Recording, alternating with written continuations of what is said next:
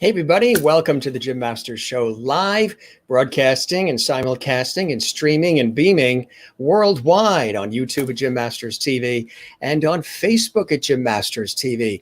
Hope you guys are doing well. We welcome you to our nightly, daily, live, fun-filled, energetic, passionate, informative, educational, and exciting entertainment lifestyle talk show series. This is 15 weeks. Every single night, we've surpassed the 100 show episode mark. It's really amazing how many episodes we have done night after night after night, 7 p.m. Eastern, 4 p.m. Pacific, live with you here from all around the world. And we thank you for your viewership, your loyalty. It's pretty cool to have you here every night. Those of you who can join us every night, if you watch these in the archives later on at YouTube, which is where you can find 15 weeks of incredible episodes of the Jim Masters Show live entertainment lifestyle talk show series, all at YouTube. And if you can, subscribe to the YouTube channel. We would love that. That helps the channel as well as we're building that and growing that.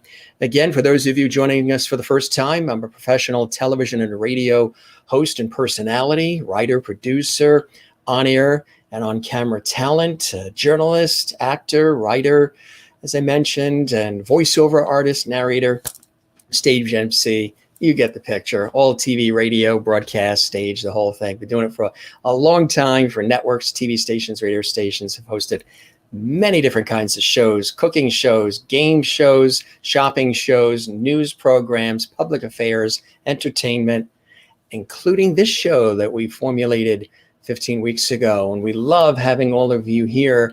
And as we mentioned, the show is all about light, love, and levity, or as we coined here on our show exclusively, levity. And everybody seems to love that word. The viewers love it. The guests love it. Some people have even sung some jingles and songs with the word levity in it, which I think is really cool. So you're going to have a good time. That's what we're all about. Every show is different. Every night is different. And the topics, the guests, sometimes we go on location. Sometimes we do things here at the home studio where it's just you and me. Sometimes we bring in phenomenal guests like we have tonight. Professional magician and entertainer David Malek is going to be joining me in just a moment. He's renowned in the world of magic. I love magic. I always had all those magic sets when I was a kid and always used to do little magic, shows and all kinds of things with the family and with the friends and when the relatives would come over for the holidays. There's Jimmy. He's got his magic set, his new magic set for Christmas. He's going to be doing his magic show. And I love going to magic shows. I love illusion as well.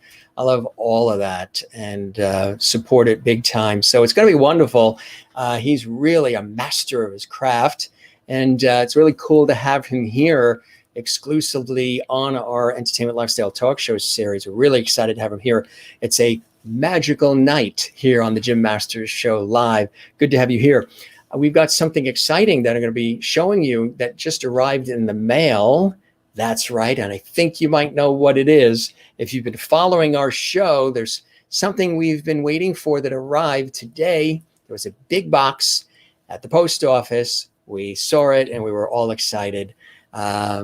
It was really cool. So I'll show you that in just a second. We've been talking about it the last couple of nights here and all decked out because we have this fantastic guest on the show. And you know me, I always change the look and change everything. And I do that in my professional work too. I change the look a lot based on what the project is, the production, the show, the series, the film, the television or radio show, whatever it is. I always change the look based on the needs of the production. So we toast all of you. This is what we do with all of our guests, but we also do it with our viewers in the beginning of the show. Toast you and you and you and you and you from all around the world. I hope you've got that refreshing beverage of choice right there near you because a lot of areas are very hot right now. We're good. We're here in the northeastern United States in the greater New York City area along the coast between New York and Boston, and it's beautiful. It was a stunning day in the maybe low 80s, upper 70s. That's about it. We got more of a heat wave coming later in the week, next week, I think. But this week is absolutely beautiful. It's almost a little at night fall-like. We don't want to rush the fall yet. Although that's one of my favorite times of the year. I was born in September, so I do love fall. nice and refreshing. Of course, your cast of characters are here. This still boggles me how everybody loves the cast of characters. And if I don't bring them on, everybody comments, well, what happened to so-and-so and so-and-so? And that's all from that nostalgic night we did. So here is your first cast of characters, or one of the cast of characters. George, there he is. Let's bring him over here. Let's move this other little special thing I have here that I'll show you in a minute to make room for George. George is here. Again, the show's about light, levity, and love, or levity, inspiration, entertainment, education, information, good times with all of you. So George is here with a cigar. He sees all of you. He greets all of you. And George is very excited about tonight as well. So is Jeannie, and Jeannie is here again. She greets everybody like I know you would like her doing. So there she is. And I think it's almost like 3D. If I hold it close, you can see her in the bottle there. See her blinking at you? There she is in the official iJim Genie bottle. This thing is heavy. I hope I never drop it. Whew. It weighs a ton. And we have another cast member here. Again, they were originally cast members, but you guys made them cast members when you said keep them on the show. So here they are. Here's this one. You know who that is, right? If you watch regularly, that's Silver, who we got on a TV shoot in Europe. Silver greets you, and Silver says hello as well. You know, TV hosts and on-air personalities, we always have our sidekicks. We always have our cast of characters. So here's ours, and Silver greets you. He sees all of you. He says hello. He's sort of our mascot, keeps everything, in check here on set at the Jim Masters Show Live. And down below here, where Silver sits, is our other cast of characters. Jimmy, and Jimmy's here, and Jimmy says hello. There he is. I mean, where are you going to find this on the internet or even on television right now? There's so much negativity out there. There's so much fighting and yelling, and not here on our show. It's all positivity. I mean, we know that reality exists and we live the reality, believe me. But hey, we want to have good times here, give you good information, entertainment, just like a traditional entertainment lifestyle talk show, television show does. This is formatted like a television show. So Jimmy's here. Jimmy says hello. He greets you. You guys love Jimmy. He's a happy clown. He's not, if you're afraid of clowns, he's not a clown to fear. He's a good clown. He actually was a childhood toy. And he's hung on through thick and thin. And with that, I am very excited to debut on this episode a brand new cast of character, part of the cast. Yes, it arrived in a beautifully packaged box. We went to the post office. We had one of those big yellow slips that says you got to go to the counter to pick up this special package. And in the package, we opened it up. There was 2 pieces of styrofoam, and it was what we've been waiting for, the official, the exclusive, the collector version, also personally signed and autographed. Really nice. It's actually a beautiful, beautiful gift to add to our set here at the Jim Masters Show Live. It is Gilligan. Yes, Bob Denver, who played Gilligan. This is the official bobblehead doll, and it is autographed Aloha Jim from Dreama Denver, Bob's wife, who was a guest on my show just about 2 weeks ago. We had that extraordinary weekend.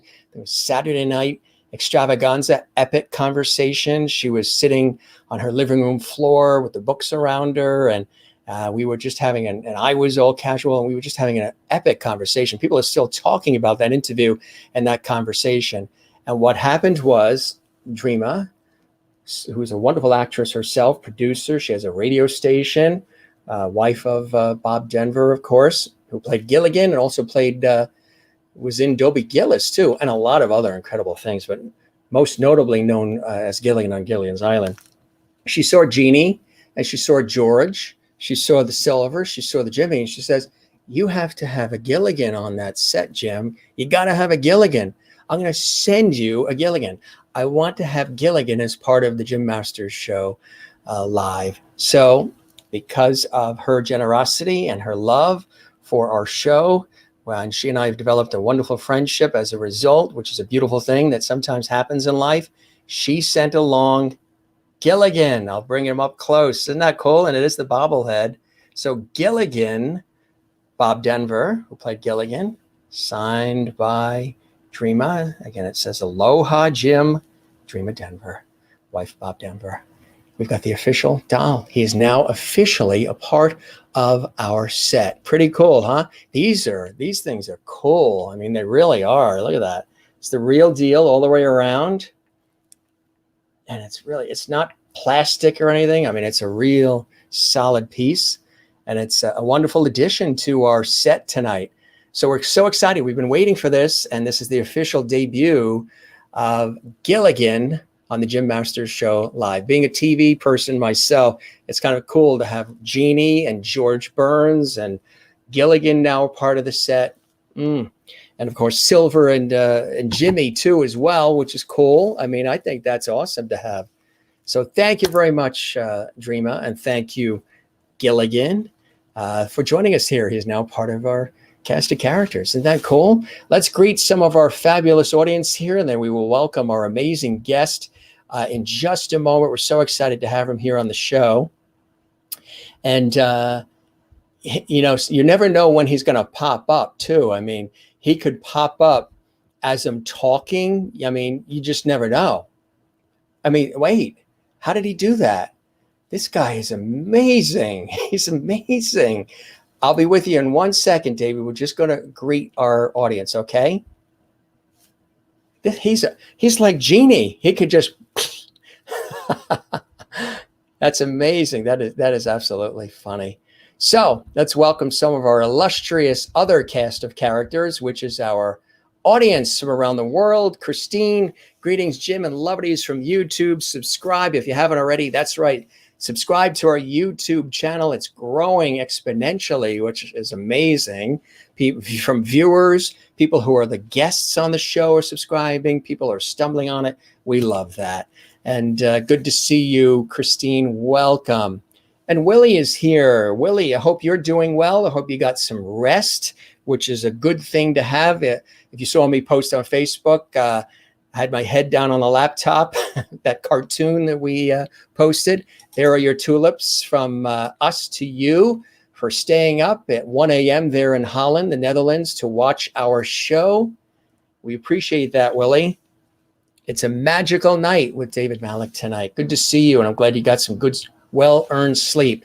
Merlin is here. Hello, Jim and all the lovelies. She's watching in Innerkip, Ontario, Canada. Good to see you as well, Merlin. You're here all the time, and we absolutely love that. Thanks for your loyalty as well. And I know you enjoy the guests, and you're very interactive with comments and everything, which is terrific. Crystal Nolan in Connecticut. Hi, Jim and everyone. I hope you're having a fantastic day. Looking forward to a magical night. You got it. That's coming right up. Linda in Florida. Linda Odell. Good evening, Mr. Loverty. Good evening, everybody. We welcome you, Linda in Florida. Kathleen in New York City. Hi, Jim. Hi, everyone. Hope all is well. Good to see you as well. Sharon DeMaria. Good to see you as well. You guys liked the Mrs. Butterworth's crazy commercial that I was in, that I posted on the Facebook page. We did that a few years back, but I reposted it on the page. That was a really quirky commercial. I was the spokesperson, and it was really quirky, but a lot of fun. Good to see you, Sharon, as well. Thanks for joining us here on the show. Kathleen is looking forward to this. Our viewer of the week, continuing, Christine Fairwood. Hi, Jim and all. Good to see you, Christine, as well. Donald Perry is watching. Good to see you, Donald. Welcome. Good evening to you. Nice to have you here on the Jim Masters Show live. Absolutely. You are famous because you're our viewer of the week. So absolutely. Happy Wine Wednesday, Jimbo. Your show was mentioned today on the Paul W. Smith Show, 760 WJR, Detroit. It was, really? Do you have a tape of that? I would love to hear that. Did you call in and tell them? I bet you did, because you're a big fan of the show, Christopher, our show here, and I appreciate that. And Donald says hello to all the lovelies. Donald is here, and we're so excited to have Donald here because Donald is related to a very special guest that's going to be coming on in October on our show. We're very excited about that. Good to see you, Donald, and Karen, and Maggie, and everybody. Jennifer Barry, what's up, Jim? You are.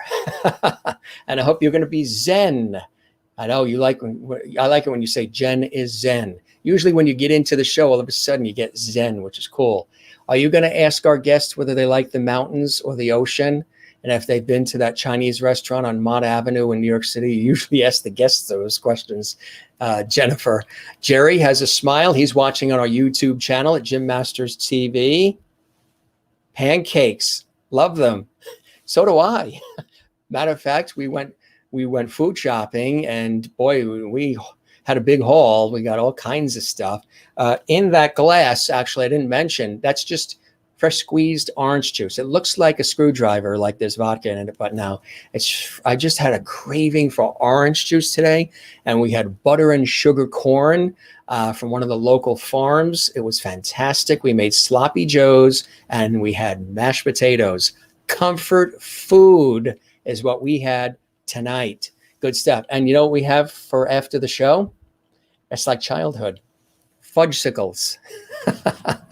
Fudgesicles are in the freezer, and we're going to have fudgesicles. We're living our childhood through all of this crazy time. And that's right. Lights, levities, lovities. You got it, Christopher. And show is never boring. I appreciate that. We try to keep it moving and exciting and fun and different every night, not the same old, same old. Good to see you, Christine. Happy Magical Wednesday to you and all the lovities. Willie and Holland is doing a toast. Another viewer of the week as well. That's right. Gilligan, you guys are cheering for our additional cast of character.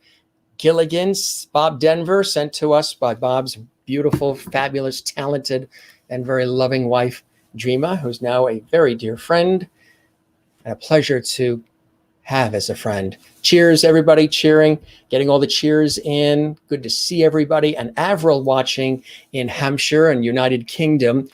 Good day today, Jim. Hope you had a good day. Sending you all the lovity from across the big pond. And whoosh, we just received it. Thank you, Avril. Now we're sending it back to you there in Europe and England. Thanks for joining us as well. Del Powell's watching from New Zealand. Yes, we love New Zealand, and good to see you in New Zealand. So New Zealand, you guys are starting your day, right? So it's a good morning for you guys, and you're going into winter, if not already into winter, and we're in summer here.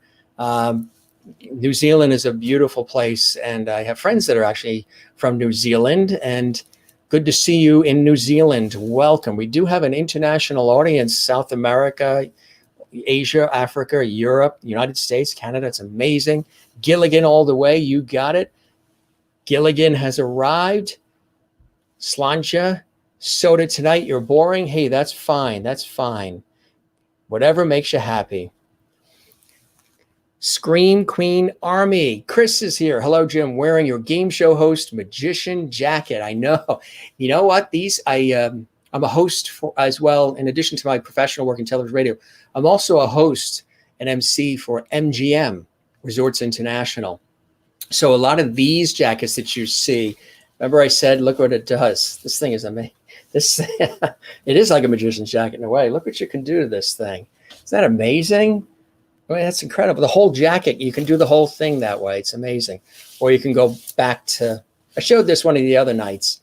It's really a cool jacket. I wear this when I'm emceeing and hosting for MGM, which, you know, obviously that's been a little quiet because of everything going on. Good to see you, Chris. Welcome. You're watching on the YouTube channel as well.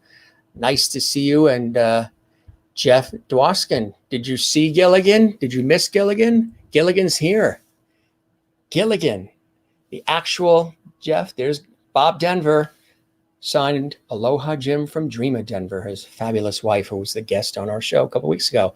This is the Gilligan, Bob Denver Gilligan bobblehead doll. Pretty cool, huh? Now part of our cast of characters. And to get it from Dreama, you know, Denver, I mean, that's a beautiful thing. It's better than if I just bought it somewhere, or it's just the fact that came from the family and came from Dreama. Hello, everyone. You're watching in SoCal.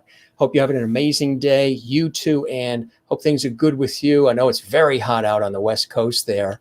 Hope you guys get some rain or you cool off soon. Linda, awesome autograph. Gilligan, I agree 100%. That's going to be, we're treasuring this, absolutely. And Renee, Renee, the fact that you are so diligent to be with us, and it's amazing how you've been able to be with us. I think there was only one night you couldn't be, but even without power and everything you guys have gone through, I've been watching the videos on YouTube because I mentioned that, I used to do weather. I was a weatherman substitute for a TV station. And what is it, Dorico that you guys had in Iowa that did that destruction. I was watching the amateur YouTube videos.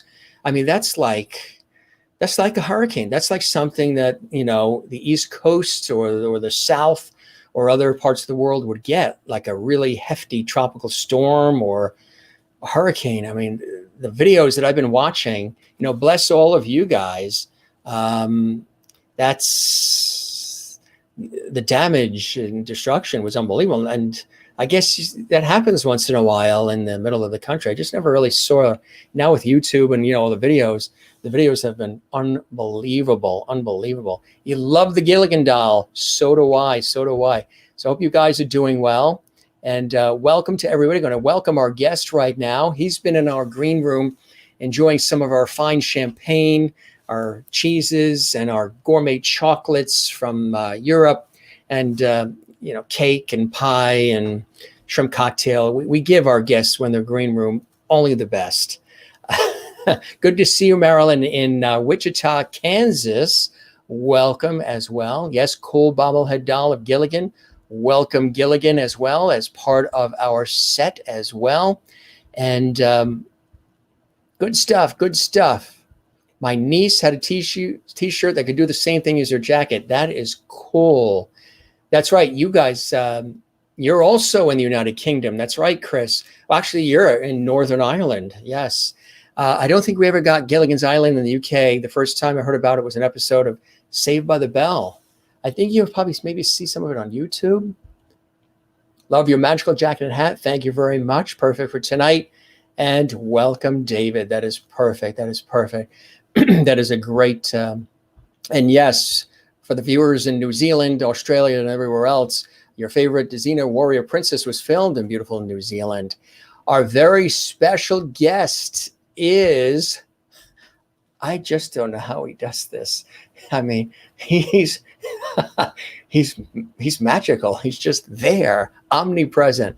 He's a great guy, and he's amazing at what he does. And you're going to have an opportunity to learn more about him and hear more about him. He's incredible. And this is David Malek. Now, that's a nice casual shot. I've been showing you, the fancy shots as well. And everybody says, welcome, David, to the show, and welcome, David. And he sees all of these comments. All the guests see all the comments. Let me tell you, and Willie in Holland is staying up late to see David as well. So we thank you for all the welcomes. And he sees all of that in our illustrious green room. Let me tell you a little about him. David is a professional magician and entertainer. He has performed magic all over the world for over 25 years on every continent except Antarctica. I think we have viewers on this show everywhere except Antarctica and possibly the Arctic Circle. Hopefully we'll get somebody tuning in from those places. David is considered to be one of the top sleight-of-hand magicians in the world today. His skill is legendary amongst magicians on the highest levels of the craft. However, David considers himself more of an entertainer rather than just a magician. He believes there are many great magicians in the world, but very few of them can entertain an audience. David puts on presentations for law enforcement, casino personnel, celebrity clients. He also works as a consultant in film and television productions, as well as giving demonstrations and entertaining at trade shows, hospitality suites, and numerous corporate events and private clients as well. David lives in Orange County, California. His closest friends refer to him as His Majesty. the king. We're going to find out about that in just a moment. We're going to hear from the king, and we're so excited to have him here on the show. We have some magic to show you and so much more. And you're watching in South Africa. That's fantastic. You've watched our show before, Sibiso, and it's wonderful to have you here. Thanks for tuning in again. We appreciate that. Watching from South Africa here on the Jim Masters Show Live. That is very cool. Welcome, welcome. Good to have you here in beautiful South Africa.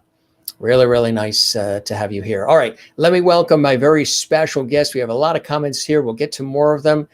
Welcome and hello and welcome and abracadabra. I'm sure David has heard that many, many times in his life. My pleasure to welcome him to the show, David Malek. Hey. David, welcome to the show. It's great to have you with us. How Jim, are you? My pleasure. My pleasure. I'm good. How are you? Fantastic, fantastic. How are you keeping busy out there in Orange County during all this craziness that's going on these days? It is a little bit nuts. Well, after I think I was the last guy in Los Angeles to work, March 14th was my last gig, believe it or not. And then, of course, I think it's either 13th or 14th. And then that Sunday, everything went on lockdown. Yeah. And it was a severe lockdown for the first 3 months. I remember coming, seeing that Friday where there was all kinds of traffic and people knew that they were going to be locked down. About 3 o'clock, it really was bad. And then I got on a freeway to go to my gig at around 6 o'clock, and there was no traffic. It took me 45 minutes to get to Hollywood. It was unbelievable. You'd never seen the freeways so vacant. Let's put it that way. So since then, I think we all go through, or we all went, the whole world, depending on where this COVID hit you. We all went through a 2 weeks of, uncertainty because some of the things they did, especially in California, because we closed down first, were rather austere because we didn't understand what we were up against. Everybody thought, just going outside and breathing the air, although that's not the case, you could have fallen ill by this thing, and people over sanitizing everything. And so for the first 2 weeks, I think people just kind of stayed at home and tried to not move as much as possible. And then little by little, and you're seeing it now, we're starting to open up. And as we're learning more about how to combat this COVID business, things are becoming a little bit easier and we're becoming more knowledgeable. We know where to be safe. We know where we can take a little bit of a leeway. But for the first 3 weeks, I actually, I was depressed a little bit.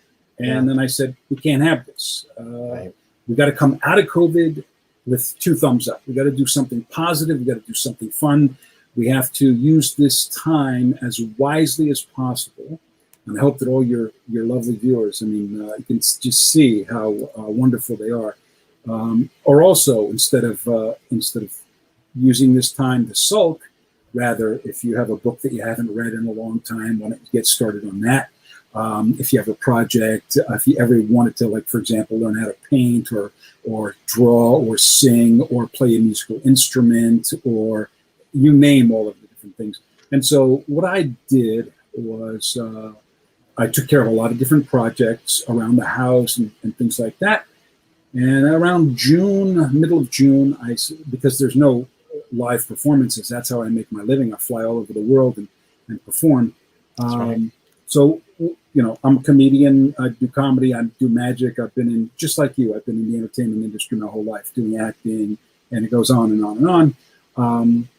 So I decided, I look at the news and I said, boy, this is depressing.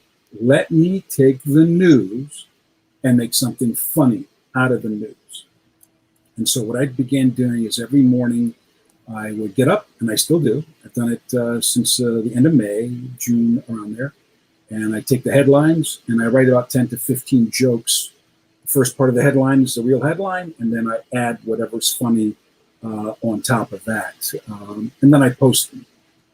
I haven't posted today's.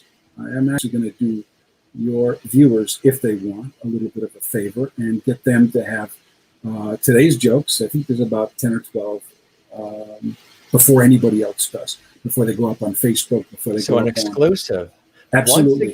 Again, A Gym Masters exclusive. Again, we've had singers debut new songs. We've had actors reveal new bits. I mean, and now we're going to reveal these jokes for the first time, a world exclusive on the Jim Master Show Live. We love that, and we love you for doing that. Well, I held them back. I didn't post them today like I do on Monday through Friday. I post jokes. I take Saturday and Sunday off, and then of course in the afternoon I'm working on another project as well, which is going to debut in a couple of weeks.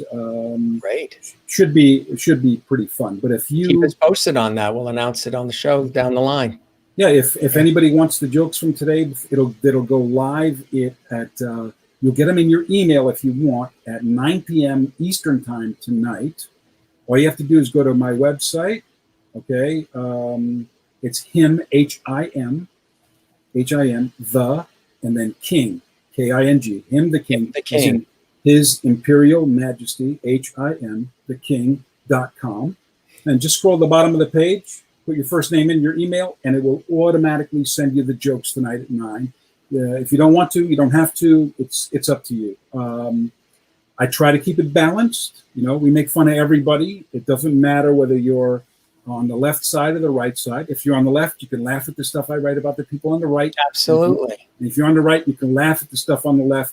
I make no bones about. I don't attack any specific side because I don't feel that that's fair. Right. And I think that if we laughed at one another's foibles and things like that from both sides, and we agree to theoretically disagree. I see Dwight Turner just checked in. Yeah, he's a good friend of mine. Oh yeah, in fact, mine too. The reason why I'm here. Thank you, Dwight. That's right. If we could all get along and listen to each other's viewpoints and understand that we're not going to agree, but that we can agree to disagree and try to see everything from the other person's viewpoint. This would be a much better world, and especially America right now. We would be a United States instead of unfortunately, divided. Right. States. Yeah. So, yeah, it shows some love and shows some understanding too. And Lyndon, Florida already says, you sound like a funny guy. Thanks for coming to the Lovity Show. My pleasure. And also, wow, nice and exclusive for the jokes as well. Christopher says hi. Lots of Danilo in San Diego. Welcome. Hello, Danilo. All kinds of great comments. You got a wealth of people here that Chris, who's Scream Queen Army in Northern Ireland, says hello. Uh-huh.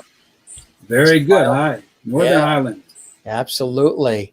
And Belfast, probably, huh? I think that's what he said. Yeah. He was on the other night where we had film director Lloyd Kaufman on. Christine from North Carolina. Welcome, David. And thank you. Sfiso. Love North Carolina. What a great state. South Africa. Are you Cape Towner? Are you from Joburg? Are you from Pretoria? The East Cape? Where are you from? Mary Bishop says welcome. Hello, Mary. Jennifer. Hi, Jennifer. Kathleen. Merlin in Ontario, Canada. Oh, Merlin. Hey, listen, we're in the same business. Willie. That's right. From Nederlander, from the Netherlands. That's right. Fantastic. Exactly. Everybody thinks it's called Holland, but there's actually 2 states, North and South Holland. That's right. Really makes up the Netherlands, but originally it was known as Holland. That's right. That's the original. Let's see, who else? You got some There tulips. we go. I got some flowers. Thank you very much. I appreciate it. Did you want to share those jokes with us now? It's up to you. I mean, I didn't memorize them. I have them written down here somewhere. And SoCal welcomes you as well. And really? Well, I'm in SoCal myself. Yeah, she says hello. Hello, Anne. How are you? Let's see. All right, so here's a couple from today. Do you need an intro at all? No. The incomparable David Malek with comedy on the Jim Masters Show Live. Coffee may protect your liver, new study suggests. Old news, says AA. Now, how about those cigarettes? Hillary Clinton's bittersweet return to the Democratic convention. Bitter, she did not win. Sweet, she's not running. Belarus unrest. Lukashenko steps up efforts to reassert control. Peacefully, of course. Mariah Carey announces new album, The Rarities. Songs include My Easygoing Way and I'm Not Vain. This song is about me. Ocasio-Cortez accuses NBC of spreading misinformation after DNC speech, says she's really more of a communist than a socialist. A person with COVID-19 may have exposed others at a bar during Sturgis motorcycle rally. Amazing, considering so few went. Jill Biden talks about Joe Biden's unstoppable will amid grief, says Joe was a tiger. San Francisco blanketed in smoke as 50 wildfires rage. Homeless finally off the streets.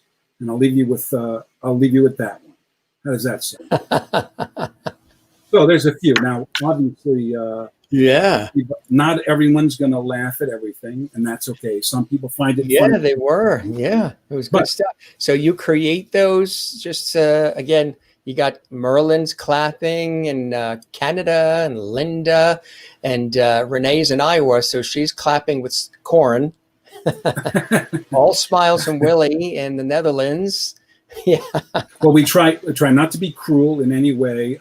There's a little bit of things, obviously with politicians, we can take a little bit more of a license, or with the British royal family, as I'm known to write some jokes about that, particularly these days with Prince Andrew. But the first part of it is the actual headline. It says, coffee may protect your liver, new study suggests. And then, of course, I wrote, old news says AA. Now, what about those cigarettes? Because obviously we see people that are in AA constantly drinking coffee and smoking cigarettes. Right, exactly. So we add a little bit of truth. Obviously, comedy is an attack, but hopefully it's an attack upwards as opposed to an attack down at somebody. Exactly. So if something happens that's tragic, for example, somebody passes away, or somebody has a drug problem, a great example is everybody used to make fun of Britney Spears, the talk show hosts at night, until, of course, she went off the rails and she shaved her head. And then people realized, look, this is not funny anymore, and they laid off of it. And I think that's apropos, too. When somebody's mentally ill or going through something, we want to help them. Right. We don't want to hurt them. Exactly. But, right. And I can take jokes about myself. Somebody wrote corn. Yeah, well, no profanity. We want to be a little bit politically correct here. We don't want to be racist. To the masses. Absolutely. Christine says, David, thanks for sharing your jokes with us. Now, you're funny when you get a comment like this from Willie, who, speaks Dutch. I don't understand you, but you are funny. That's hilarious. You don't understand. You know what it is? Because if somebody talks very fast, which you're not doing, but if somebody, if you get somebody, Americans sometimes especially from the cities can talk fast, and she has to translate everything as it's happening. So it's a little more difficult for her, but you're talking at a pace that's, I guess, perfect for Willie. She doesn't understand, but you're funny. I mean, how can you top that? That's a good thing. Thank you, Willie. I appreciate it. There's your answer to Chris's location. He lives just outside Belfast at a town called Cumber. The most famous person to come out of the town, Thomas Andrews, the guy who designed the Titanic. I actually worked with the cinematographer that was on the Titanic, and I've been to Cumber. It's a very, very small town. In fact, the head of the mafia there is a Filipino. Yes. Last time I was in Cumber, the town prostitute was a virgin. It's a very, very small very town. Small. The Cumber welcome sign says welcome on both sides. A tight-knit community. Yes, indeed. That's my Irish coming out. I can tell. We had somebody that was a guest, Damien McGinty from Celtic Thunder and Glee and solo careers from Londonderry there in Northern Ireland. He was a guest a couple of weeks ago. Let's talk about your career. How did you first get started? What career? It's over. Done. Right now, it's all like like I said, I've always loved magic, doing it when I was a kid with the magic sets and all of that, and entertaining people. And did you start with magic sets and cards and everything as a kid? Were you turned on to it by people in the family? How did the desire and passion start for you, David? I did not start as a child. In fact, I saw obviously when you're growing up, you see magicians when you're a kid and stuff like that, but it never really appealed to me at all. What ended up happening was I saw one person do some magic when I was about 16 years old, when I was making my first trip to Las Vegas, believe it or not. That was a trip. And it was just close-up magic, and I couldn't believe it. I said I had to know how this was done. Anyway, that magician who taught me how to do one card trick, and that's the one card trick that I knew. So years later, actually not years, but a couple of years later, I got out of high school and I graduated and I went to culinary school. I went to cooking school in New York, believe it or not, at the Culinary Institute of America. And while I was there, my roommates got tired of seeing that same card trick that I had learned in Las Vegas a couple of years earlier. And one of them, his name is John Martino. He's on the East Coast of New Jersey, in Wayne, New Jersey. He brought me back a book that his brother had purchased off of the internet called How to Do Card Tricks. So I'd do a card trick every now. I'd learn one card trick after school, and I'd show everybody. And on the weekends, I'd go to different dorms and entertain. And then I'd go down to New York City, and I would go to Tana's Magic Shop, and I would buy a book. I would buy props and things like that, and begin to learn how to do magic. But magic really still wasn't a love. Cards and dice were actually more of a love for me. And so when the Mirage in Las Vegas opened up, I flew out there and interviewed, and I got the job working at the Mirage. They used to, when he was a kid, in the streets of New York City, and actually Astoria, Queens, New York, where Tony Bennett grew up. I knew him. He was around the corner. They used to shoot dice in the streets. That's what they used to do. Yeah. Still do. Still do. Still do, yeah. Big Typically, thing. A lot of the demographic, the subculture, African Americans are the ones that shoot all the dice these days. They play dice all over the country. And in fact, because of the subculture that I'm part of, which is more the gambling subculture in a certain sense, when I travel around the country, sometimes I meet up with these guys and they show me the different things that they're doing with regard to how to control dice and how they're laying bets down and where they play and what they're doing and things like that. So the magic aspect of it really didn't thrill me too much because I thought, well, this is magic, but what really thrilled me was the gambling end of it. And so I began reading books on how to learn how to count cards. And I moved to Las Vegas with the purpose of not working and cooking, but rather working at the gaming tables as a player, as opposed to as a croupier or anyone in the casino. So I would take jobs at night, and I worked at the Mirage, and then during the day I would be reading and going to the tables and trying to win money. Cool. A couple of things happened. I was successful. We would go also overseas. I've won some money at the casino at Monte Carlo. I've played at the casino in Baden-Baden. In fact, I had a very, very good run in Monte Carlo, and we closed the 21 table down. System, or how did you develop your method? Not at all. It's very basic. The key in playing cards for living, 21 specifically, is the more complicated the system is, the more mistakes you're going to make. Makes sense. And it is a game of the least amount of mistakes is the best. And so consequently, the simpler the system and the more accurate you are, the more money you can expect to win. And there's people still doing it today. I mean, they have said that counting blackjack is very difficult. And compared to back then, especially in Europe was like taking candy from a baby. Yeah. Here it's become more and more sophisticated, and they have facial recognition software now. They also have software where people that don't know how to count can see by tracking your bets and the cards that come out whether they think that you're counting or not. And so that makes it more difficult on the counter. And these guys typically go on to Indian reservations, and they tour around the country, or at one time, some of them are open, some of them are not. But you got to remember one thing: the rules in America do not apply on an Indian reservation. They can theoretically do whatever they want with So you that and would your be money. like the Foxwoods casinos, Correct. And Sun, and yeah. Absolutely. Casinos are in business to make money, not to give money away. But the likelihood of these guys running into somebody that can put a serious dent into their bankroll is very, very slim and none. In fact, I'm a contributor to a book on casino game protection. And in the book, the author, Steve Forty, he talks about letting people that are gambling $5 to $25 and their known counters to try their luck, because it's extremely difficult to play with a 1% advantage and to walk out of there consistently with money. You may get lucky, but ultimately you could also see ruin, just as you could see a lot of money in your pocket after 1, 2, 3, even a week, 2 months. It's just a matter of time.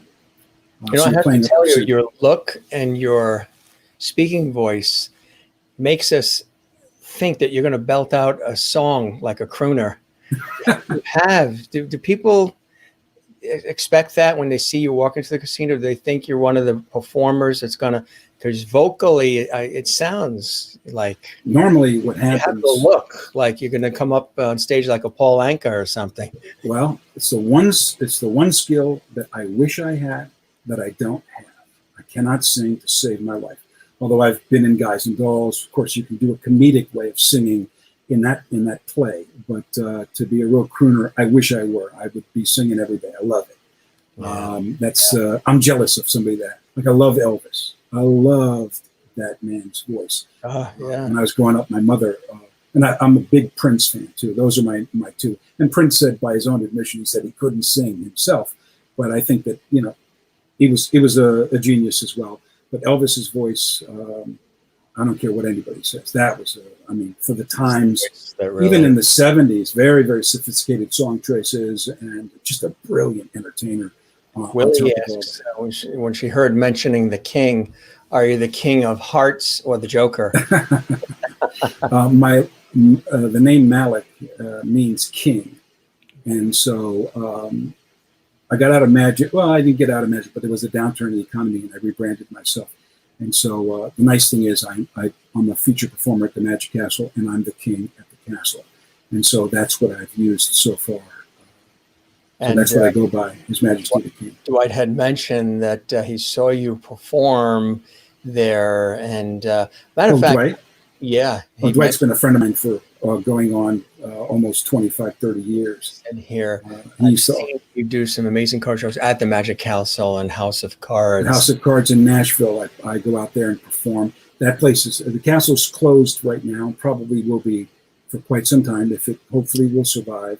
But the House of Cards in Nashville, it's in the basement underneath the Johnny Cash Museum. And again, I get no benefit out of any of all of this, so it's not an endorsement. But if you go there, tell them that David Malek sent you, and they'll treat you like royalty. Let's put it that way.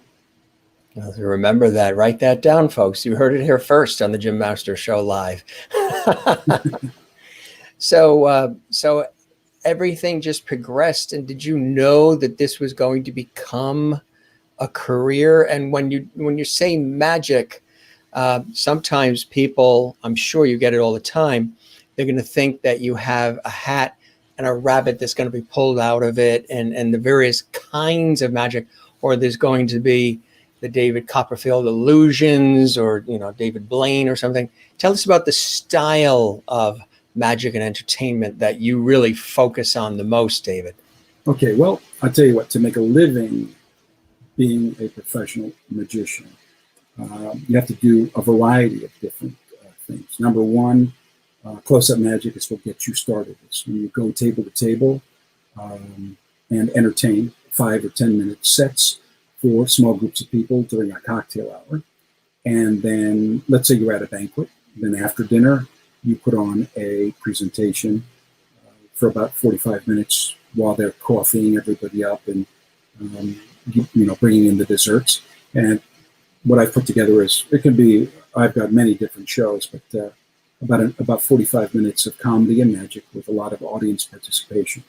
So that is more or less stand-up or parlor magic, as it were. And it's based on the amount of people that you can entertain at any one particular time. Then, of course, things like what Copperfield does is, or like Doug Henning did, is grand illusion. Although he's been, known to mix it up and do some close-up tricks where they have a camera focused in on his hands, and then it's put up on the big screen so people can actually see it. My favorite is close-up magic. I like to be interactive with the people that I work with or that I'm entertaining, and I like comedy. I don't like this dramatic magic stuff. To me, it all seems a little bit more like hyperbole than the reality. When you go out, you want to forget your troubles. You want to laugh. You want to have a good time. And if you come out of the show and you go, wow, that hour and a half, whatever that went by, it's been an hour and a half. That was so fast. Then you know that the show, the movie, whatever the entertainment medium happens to be, if time seems to fly by and you enjoy yourself, they've done their job. That's entertainment. It takes all forms. I mean, I wouldn't say obviously going to a concert, going to a play, which I'm very, very fond of. Stage plays. I love stage plays. Like being in them, like watching them. They're very, very rich, and especially classics. Tennessee Williams, the writing there is just wonderful. Or seeing phenomenal actors on the screen. Marlon Brando, which is my favorite by far. I mean, when this man passed away, everybody in acting clicked up a notch. That's the space that he held over everybody. Is that an area you would like to have delved into? In addition to becoming a singer, would you have liked to have gone into the world of acting? I have. I mean, I haven't. Acting didn't court me the way magic did. I've been in a couple, small films. I've worked around it. I've worked as a consultant in some of these. In fact, one of the videos that I sent you was from the History Channel. I did all of the gambling stuff for that. And believe it or not, I used to study with Susan Peretz on the West Coast, the Actors Studio. Before she passed away, she said, you ought to try out for the Actors Studio. You're going to make it. She was one of the moderators. And I was heartbroken, and I never did. And that's the only thing in acting, believe it or not, that I regret not doing is going there and becoming part of that. Obviously, a difficult climb. It's certainly not the easiest thing, but when you have the moderator telling you, you can go and be one of the players there, they will. You are good enough to be accepted in there. That's a very, very nice feeling. But I didn't, and Hollywood and the movies and everything, and entertainment from that area, that's changed a tremendous amount. I think it's become a lot easier, and it's become more difficult. Friends have moved to Vancouver and also to Toronto to be a part of the industry. It's when my agent was starting to send me out for these 1 word or 2 lines and things like that, I pretty much said, bye-bye. I'm not going an hour out of my way in each direction to read 1 word or 2 words. It's just not going to happen. Don't have time for that. Don't have time. Exactly. We do have a clip we want to show and share with the audience of you really, really doing your thing as the master of your craft as you are, David. And people are going to have a real treat watching this. Which is this? Which one is this? This particular one is, let's bring that. The Japanese? This one is, it just says David Malek, professional magician and entertainer. Right, so it's not the Nippon one. We have that one too. Okay. We'll play this one and then we could talk about it when we come back. I think people are just going to they're going to have a great, there's this one. The other one we could play too, which we have also ready to go. This is a cool one. This one also says David Malek, professional magician entertainer. We'll play this. People look closely because it moves fast. You're going to love this, folks. Get a good idea and appreciation for what David does and has done for decades. Here we go. Enjoy it, and we'll be back. We'll chat about it in just a second. Enjoy, everybody. Cheating at cards is a vast and fascinating subject. With the popularity of Hold'em poker taking the Western world by storm, just the mention of the word cheating raises eyebrows. There are many misconceptions with regard to the way cheating takes place at the card table. In many ways, advantage play is far more complicated than you think, and in many ways, far easier than you might be led to believe. Regardless, there are many elements to cheating at Hold'em. We are going to start off with a section on marked cards. Here you will learn about the most popular ways cards can be marked, where the marks are typically located, as well as how to detect them. Next, we will expose the stripper deck and how its odd shape can be used to control any combination of cards at will. We'll then move on to what a legitimate deck looks like as it comes from the factory. Detecting marks is not easy. However, once you know how normal cards are packaged, spotting discrepancies becomes much easier. Peeking is a way of secretly glimpsing the identity of a card or cards. You will learn many different methods and protection tips. We will also touch on the subject of flashing. Like peeking, it's the concept of secretly showing a confederate or partner a card's value. From here, we'll take a look at the false dealing technique known as the second deal. We'll go over the various ways the deal can be executed, as well as practical game applications. Next, we'll talk about the interrelated nature of scams, and we'll delve into the reasons why certain scams are dependent upon one another for success. We will also take a look at check copying and how easily this scam can steal money from pots, as well as an easy solution for stopping it. Splash moves, or building in, are mainstays of the card hustler. You'll learn what to look for and how to help curb it. Next, we'll take a look at different gambling devices used to cheat games today and in times past. You may find this section incredible. The lengths hustlers will go to invent devices to take your money are fascinating. In our last two sections, we'll concentrate on the proper and optimal way to shuffle, deal, and use the cut card, as well as the safest way to look at your hole cards and why you might be better off using chem or plastic cards in your game. Finally, we'll touch on how and what to do if you suspect or see someone cheating in your game or at a game you play in. Incredible, huh? There's so many elements to think about that you don't even really think about when you're playing these games, huh? Yeah, and to think that was, I created that DVD 16 years ago. Did you really? Yeah, believe it or not. Yeah, it was a DVD that was for sale. It still is for sale. You can find it somewhere on the internet. It was to help people protect themselves because of the surge in popularity of Hold'em poker. You have several different. Is this one? That's the same one, absolutely. Yeah.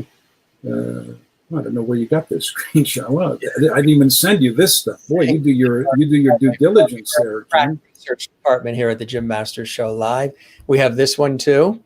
Oh, these are books that I've written. This is a book that I have written for magicians on a particular trick called the card to wallet, how to get the card into the wallet, and little secrets that we don't typically share with the general public.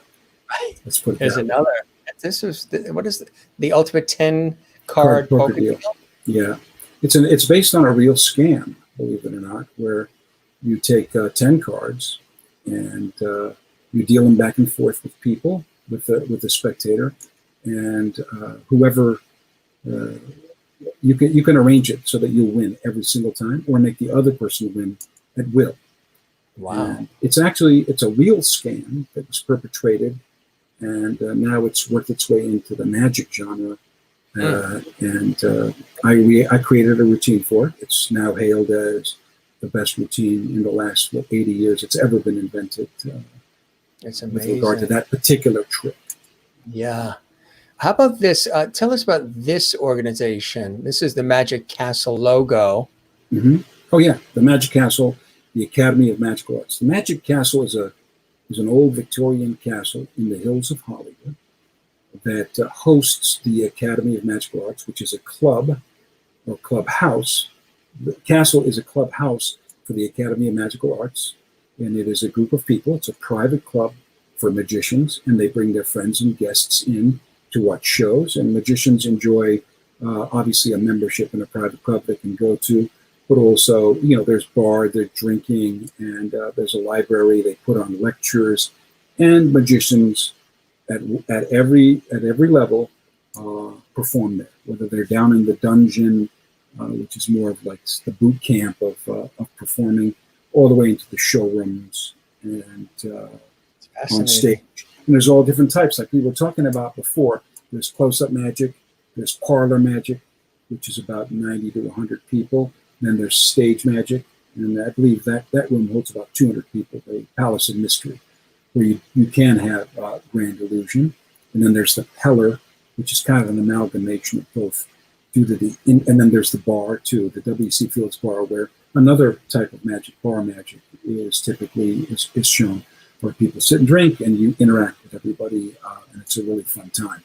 Other areas of magic that we don't, street magic, there's busking.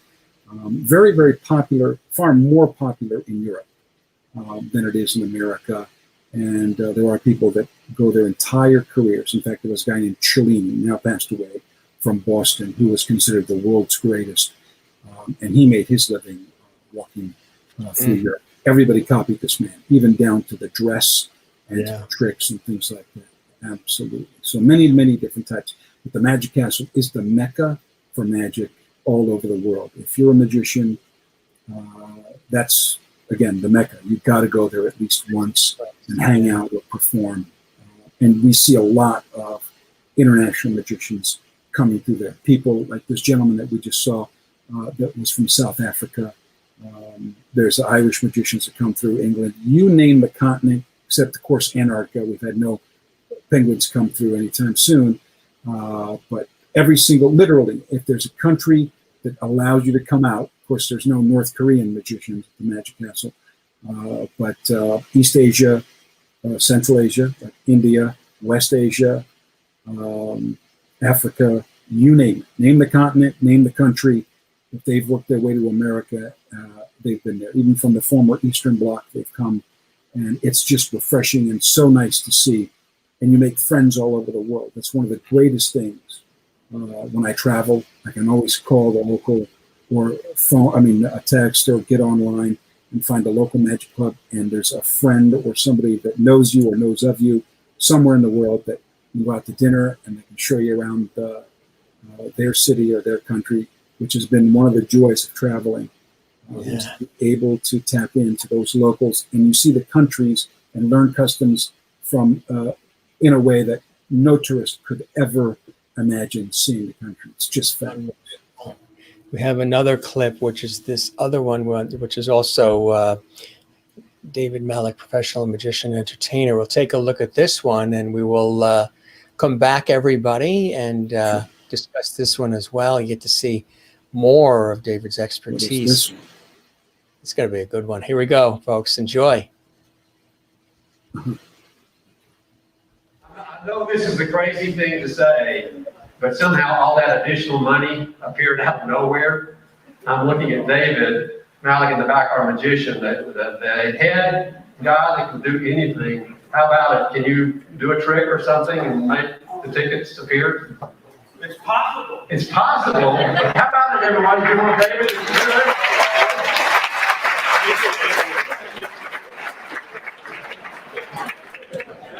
You're not nervous in front of a lot of people, are you? Not at all. Anyway, so first of all, it's been a pleasure entertaining all of you this afternoon. And thank you very much for being so nice to myself, Steve, and also Open that came to entertain you. And now we're about to get to the grand prize drawing. How sweet it is. Now, I'd like you to notice, Molly, that all the cards are different. Frankly, if they weren't different, I wouldn't show them to you, right? And as we go through, I'd just like you to say stop. Anyway, remember that card? Take it, look at it, don't show it, you don't tell me what it is. You can, now, what I'm going to try and do is cut to your card without even looking through the deck. Believe it or not, I'm the only human being in the entire world that can do this. Nobody, to my knowledge, they'll ever, from this day forward, will be able to duplicate what you're about to see, hear, feel, and witness. And when I do, most people end up chanting my name for hours on end. Of course, you know I'm David. At about 4 a.m. when you're done chanting, a group of scantily clad Chippendale dancers come and kidnap you. They come right down Ventura Boulevard with the scantily clad Chippendale dancers, the feast of erotic pleasure and delight, and a Mercedes-Benz limousine, the menage a penny with the green M&Ms. Your card was the Jack of Spades, right? No? Oh, you should have said yes.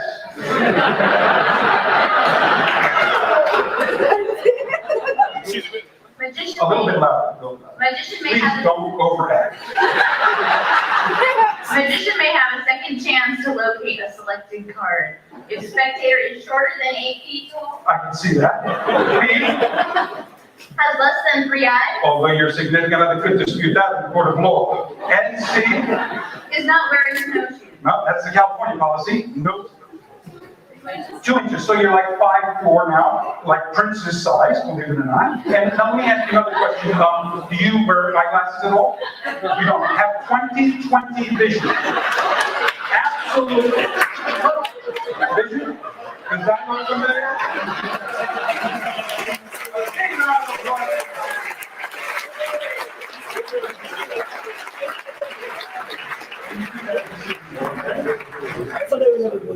I happen to have the $250 ticket with, will you do me a favor and just announce those 3 numbers? 389. 389. Wait a minute, that's the first 3 numbers.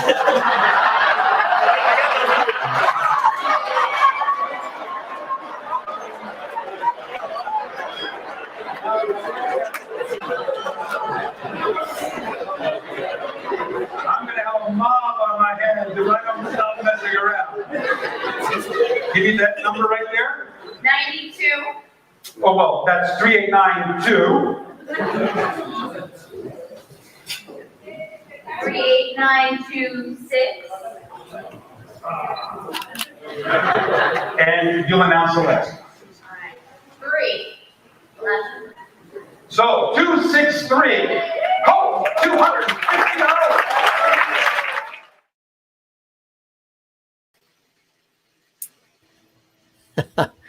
They love that, huh?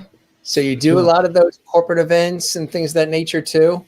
Well, what I do is corporations or companies typically, that was obviously a holiday party. It was a very, very conservative, the president of the company introducing me. So, with all of these corporate things, especially today with our PC world, we have to be exceptionally squeaky clean. I go into the gray area just a little bit because I want people to laugh and have fun. But part of dealing with that is when they have a raffle the way they do. I like to I'll tell the president or whomever's putting the event together, I'll handle the raffle because I'm a disinterested party, and we have some fun. We raffle off a couple of prizes, then we do some magic. So it takes the prize giving or whatever it happens to be part of the show and integrates it with the magic, and that way when it's all over with, it's all taken care of, and the organizers, the president, the director of human resources, whomever's putting it together, can just basically relax and not worry about having to deal with the vagaries of handing out money or prizes or this or that. I just handle everything for them, and it seems to work out a lot better that way. So we'll see. I don't know what's going to happen over the holidays. That right, exactly. People aren't necessarily even in the offices yet going back. Are there other things that you've been doing, pivoting and being creative through all of this as well, if you can't physically go to these places? Oh, right. Well, I came up with an idea. It's going to probably go live. I mentioned it a little while ago, but I'm taking the comedy as well as cooking and groups of people that I know, as you may guess. I mean, when you perform all over the world, you get to meet all kinds of interesting people, and such as yourself, Jim. I mean, through Dwight, you and I were put into contact, and your viewership doesn't know it, but we spent probably an hour on the phone. You guys don't know it, but Jim really does his due diligence. He talks to people and tries to figure out what they're all about, so that when somebody comes on the show, we didn't pre-plan anything here. This is pretty much loosey-goosey, but rather he wants to get a feel for the type of guest. So there's a lot more that happens behind the scenes than appears to be, just like in every other industry. And so with my peer group and different people that I have as friends, I have a prominent spine surgeon who's a very good friend of mine who did Gloria Gaynor's surgery. We can talk about that because that's been in People magazine. He can't talk about it, right? But so I'll be interviewing him. And plus, I'm fascinated. I love cooking. It's a passion of mine. Obviously, I wouldn't have gotten into the culinary arts prior to Magic if it wasn't. But I'm putting together a program on how you can make pizza at home. World-class pizza, which doesn't need a mixer. You just need a spoon, a bowl, flour, water, yeast, salt, and a little bit of sugar. You just need an oven. You don't need a stone. You don't need a steel. You don't need any of that stuff. If you have a cookie sheet, and what I'm going to show you, you can turn around and again make a world-class pizza in your own home without the need for any of this equipment. And I also go ahead. Yeah, that's great. No, I'm going, I'm getting hungry just hearing this. Right. It's all available on the website that I told you about before, himtheking.com. And I'm fascinated with the science of cooking. So, for example, why would you use baking soda as opposed to baking powder in a particular recipe?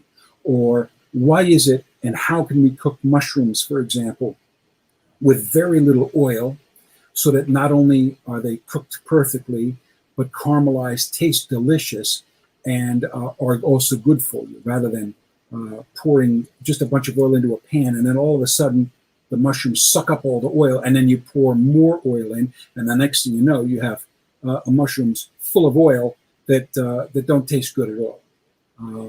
I'll give you a little insight into that if you want to go in that direction. Sure, yeah. A mushroom, you have to look at as essentially a sponge, all right? So the cell structure of a mushroom is very open. So if we were to pour, let's say, olive oil into a pan and then throw in a bunch of sliced mushrooms, what will end up happening is those mushrooms are going to soak up the oil. So what we need to do is you need to collapse the cell structure first. And then once it's collapsed, you can add a very little amount of oil to the pan, and then you can saute and cook your mushrooms that way. So try this. You take a pan, put your mushrooms in without anything in the pan. Okay, just put your mushrooms, add a little bit of water and some salt. The salt would draw the moisture out of the mushrooms, okay? And when the water evaporates, not too much water, you don't want to bury them in water, but just a little bit to heat them up. When the water evaporates, it will also be leached out of the mushrooms. And then you clear a little space in the middle, add a little bit of oil, let that come up to temperature, and then you can saute the mushrooms and add a little pepper, a little parsley, some shallots, whatever you want. And that will make the mushrooms absolutely perfect. They'll be healthy, they'll be caramelized, they'll be delicious, and you'll love it. Okay, so that's, for example, a new way of looking at cooking that's more scientifically based, but in the end, it's healthier for you than the traditional way. And you save money too. Olive oil is not inexpensive. I know the world exclusive on the Jim Masters Show Live. You heard it here, folks. You know the true purpose of the mushroom. It's a sponge. It's true. From the mouth of David Malek. And I love Japanese cooking. Last year, about a year and a half ago, I did a pizza tour of Italy, where I went to all of the great pizza places. But I tell you what, I came back to America, and you couldn't have told me that, but I went down to San Diego again, I'm not affiliated with it. There's a restaurant called Buona Forchetta, a good fortune. And their pizza was better than their Neapolitan pizza was better than 95% of all the pizza I tried in Naples itself. And I went to, with a rare exception, I went to all of the great pizza places. In fact, Sorbillo in Naples was the best single pizza experience I ever had with the traditional buffalo mozzarella. And then I also spent an inordinate amount of time with Franco Pepe in Grani. I had to rent a car with my buddy. My good friend is a 3 Michelin star pastry chef for Joe Rubichon. He doesn't work there anymore, at the one in Las Vegas. He went with me. His name is Nick Forty. And Franco Pepe spent an inordinate amount of time with us. And that, by far, was an experience to treasure, being able to spend the time with the man who was considered to be the greatest pizza chef in the entire world. Absolutely phenomenal. And if you ever have an opportunity to get to Caiazzo, Italy, It's in the hills behind Naples, to a restaurant called Pepe and Granny, P-E-P-E, and then the Lord's I-N, and then G-R-N-I, Pepe and Granny, Franco Pepe's restaurant. You will be flabbergasted. You will be blown away about how this one man revived an entire town over pizza. And you better get there early, and you better get your reservation in, because it is impossible to get a seat in that restaurant. It's very difficult. That sounds good. And everybody's hungry. We talk about food often on this show. Oh, We have another. I think this is the Nippon Television. Set this up for us. You went over to Japan? No, I actually didn't. Here? Believe it or not, this was the last huge television special in Japan, and they had some magicians that flew in, and all this people that you see on the panel. You'll know what I mean as things go on. There's a panel of people, and these are all big stars that are Japanese. Some of them speak perfect English, believe it or not, because they went from America to Japan. And there's the host of the show. This was a huge deal. They put 6 people on an airplane to come and interview me. They rented a suite at the top. I'm not going to mention the name of the hotel, but at a hotel in Beverly Hills. And they spent about 5 hours filming and talking to me. And then they all got back on an airplane and went back to Tokyo. And this is a clip. They came to America. The only person that they actually flew 6 people out to interview with, specifically for this particular show. And it's again based on gambling, believe it or not. So, and one of the things that you'll see at the end of it all is a featured part of my show at the Magic Castle. So enjoy. Perfect. All right, here we go, folks. More with David Malek doing his thing. Enjoy here on the Jim Masters Show live. Good to have you with us. Here we go. じ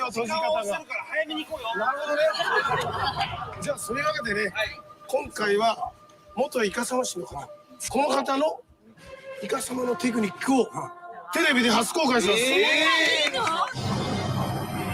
人を驚かせるのがマジックなら、人を欺くのがイカサマ。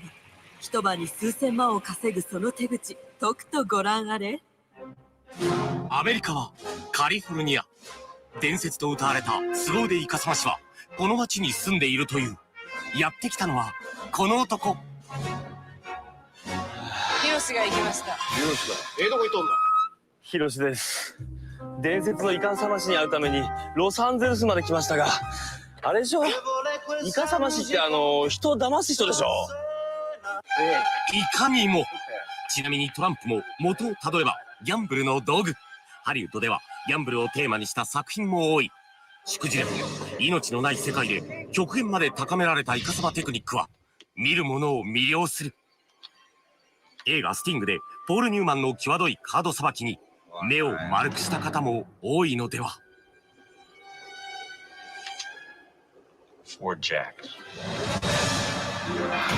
だがこれは映画の世界の話ではない。現実にギャンブル界で伝説と呼ばれた男は存在するのだ。怖いですね。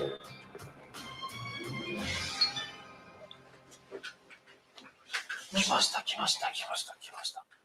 かつてプロのギャンブラーを相手にしこたま稼いできたというその男。怪しい。なんだかちょっとギャングみたいだ。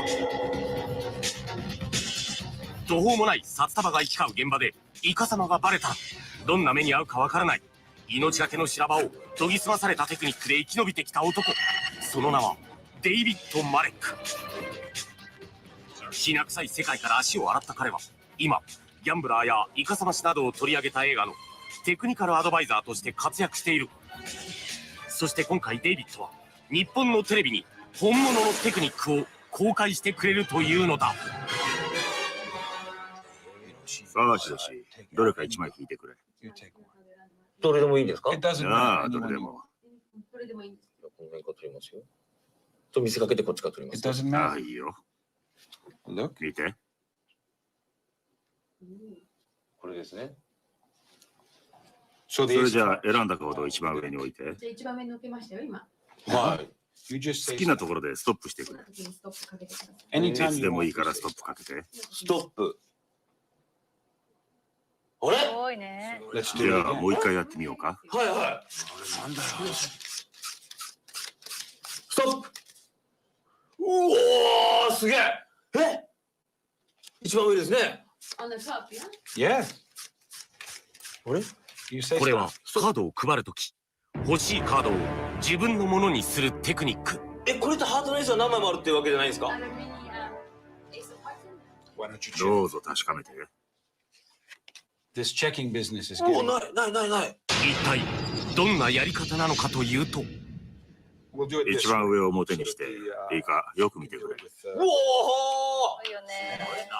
一番上めくってるみたいですもんね。 It looks like the card is coming from the top. デイビッドさん、すごいですね。You're very good, whatever you're doing. ではデイビッドの超絶テクニックを見てみよう。このイカサマ技はセカンドディールと呼ばれ、上のカードを動かすことなく2枚目を配る高等テクニック。注意してみてもカードを握った左手は動いていないように見える。しかもデイビッドのセカンドディールは超高速。それゆえまず強靭では見破ることができないのだ。昔、一度ドジ踏んだことがある。怖い。相手はテキサスのカーボーイで、あの時、俺はカードを一番下から配っていた。こういうやり方さ。ところが、ここでカードが止まってしまったんだ。気づいたら奴らが銃を抜いたから、走って逃げたよ。走って逃げたわけですね。 So you just ran, yeah. ああ、すごいスピードでね。逃げ足も速かったんですか？イカサマのテクニックは様々だ。こちらはイカサマの基本、覗き見。欲しいカードがどこにあるのかを知ることができれば勝ちは必然。カードに印をつけることによって裏からでも図柄を知ることができるマークドカード。特殊なインクでカードにマークをつけておく技などもあるという。しかしすごいのはやはり指先のテクニック。5番目だな。自分が勝たせたい相手に理想のカードを配る技。この後完全公開。伝説の凄腕イカサマ師デイビッド・マレック。何でもいいですか？彼は好きな相手を勝たせることができるという。勝ち負けは運じゃないんだ。何番目の相手を勝たせたい。5番目だな。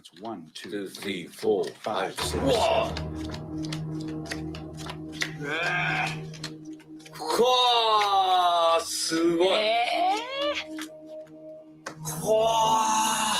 これだから何人でやろうがもう好きな人にできるんですね。いや。シャッフルしながら仕込むのさ。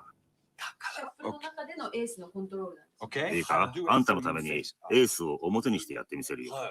そうですね。まずは最初のシャッフルで、エースの間にカードを4枚入れるんだ。1回目のシャッフルでエースとエースの間に4枚。1、2、3、4、どうだい？これもう今の感覚でこれやってるんですか？ I feel it. そう、感覚さ。すげえ。次はここに4枚を入れる。はい。エースの間に4枚入りますから見て。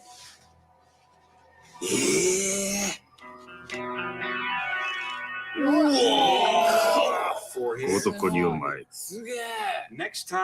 今度はここだな。そう。デイビッドはわずか1回シャッフルする瞬間に必要な枚数のカードを正確に差し込んでいるのだ。あと1回だな。こんなん初めてや。最後に Okay. 4枚が自分の上に欲しいカード上に来てるんです。なるほど。はあ。すごいね。すごいですね。絶対勝つね。ずーっとこう感覚でわかるんですね。すべてが。まあな。そういうことさ。最後にデイビッドの神業を一つ。1から52の間で好きな数字を言ってくれ。じゃあ25で。25。25。一番難しいところでしょ、意外と。やってみよう。侍の刀みたいに指1本で。25枚だ。ちょっと待ってください、さん。今のは嘘でしょ？これ、はったりですね。お、出してきたね。ギャンブラーの。ヒロシのハッタリという言葉を聞いたデイビッドは5000ドル、およそ59万円をかけようと言い出した。じゃあ僕かけますわ。ヒロシはモテると聞いて買ったリングを出して賭け成立。早速数えますわ。すごいね、デビットさんね。なんかうわって感じだったもんね、さっき。1、2、3、4。指先の感覚だけで本当にそんなことが可能なのか。21、22、23、24と。24じゃないですか、デビットさん。ヒロシの姑息なイカサマを見破ったデイビッドの勝ち。どうもありがとうございます。うわ、すごいわ。ちょっといいんじゃないですか。返してください。今日ここで覚えたイカサマを使ってカジノで人儲けしてきたらこの指輪を売ってあげるよ。どうよこれ。初めて見ました。初めて。この人すごいっすね。シャーした25万。でもね、今の単純にVTR 見て前田さんはどう感じるんですか。20世紀の初めぐらいにイカサマ師とマジシャンとはっきり道を分かれてしまったんですよ。で彼がやってるのはイカサマ師のテクニックで、マジシャンのテクニックとはちょっと違ってるんです。でマジシャンはですね、こう、騙してマジックのテクニックを使って騙してお客様を楽しませる。で彼らは命がかかってるので、騙してお金を取る。やっぱそういう意味からも全然違うテクニック、全然違う生き方をしてますね。なるほど。元イカサマ師の素晴らしいテクニックを見ていただきました。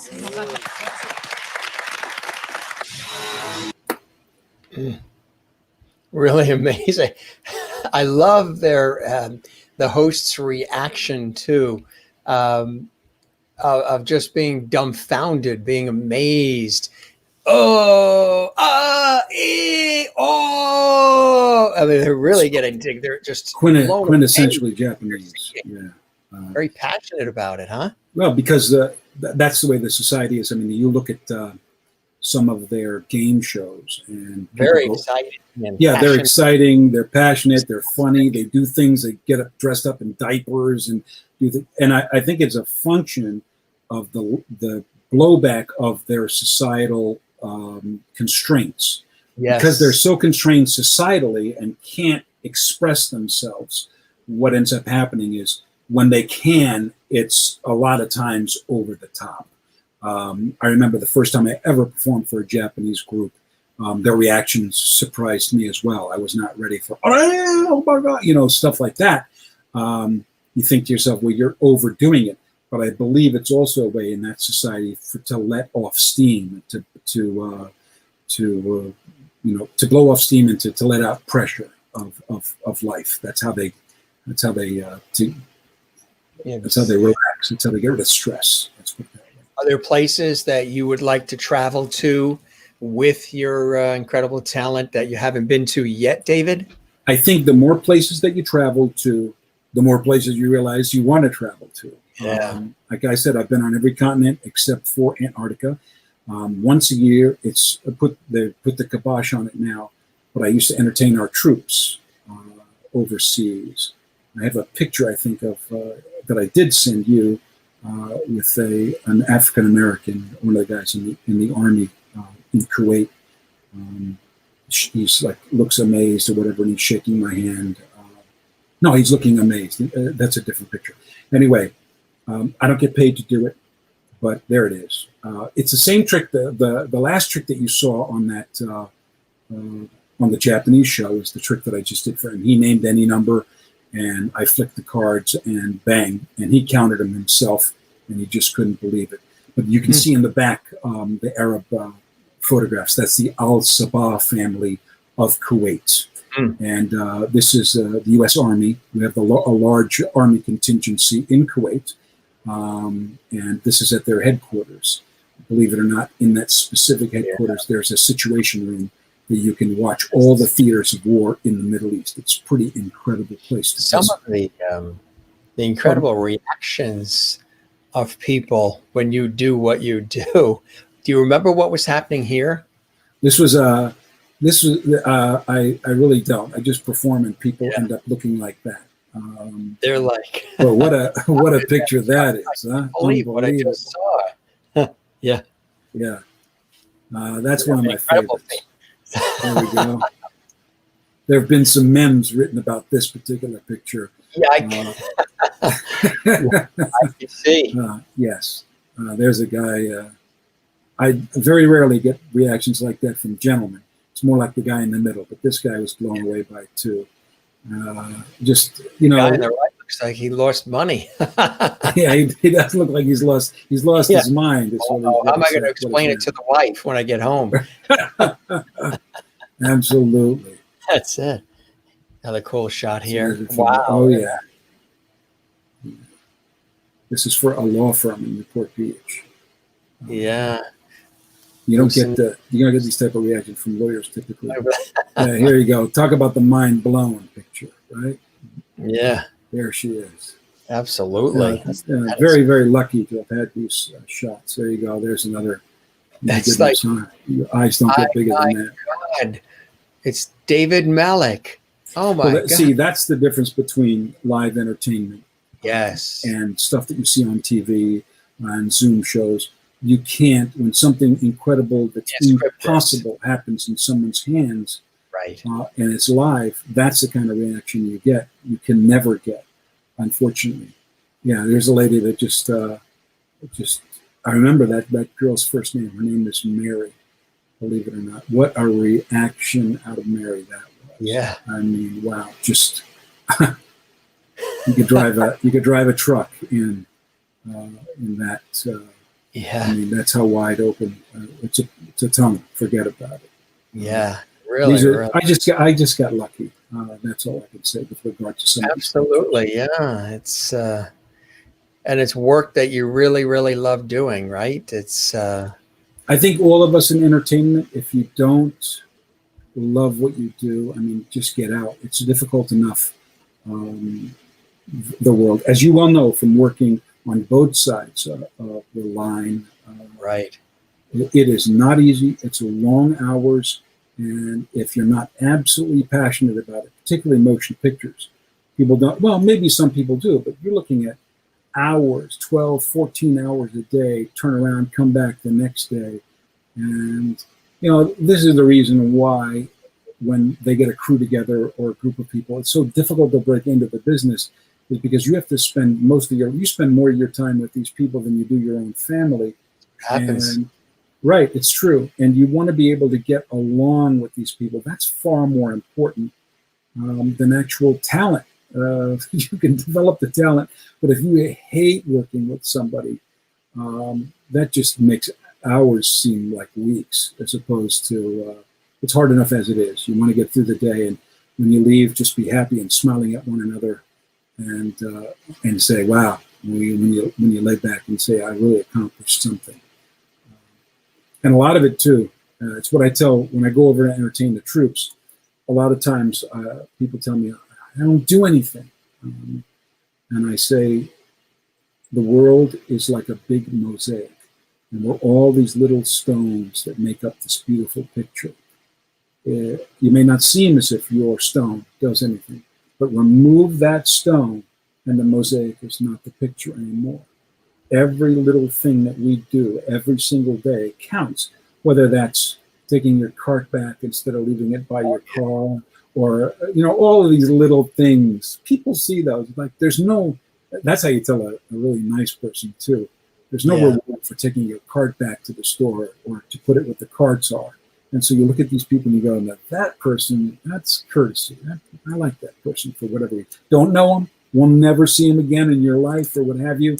But it's definitely, that's a person that's got a nice comment from Pamela Perkle, who is in Kansas City. We were always grateful when people would come and entertain us when we were deployed overseas. Peace of home and a moment of joy. We were surrounded by so much stress. That's correct. Beautiful thing. And Christine in North Carolina loves the reactions to all those photos and clips. And then Christine asks, do magicians doing card tricks get carpal tunnel syndrome from all of the action? Believe it or not, you move fast. You're like, that's like butter.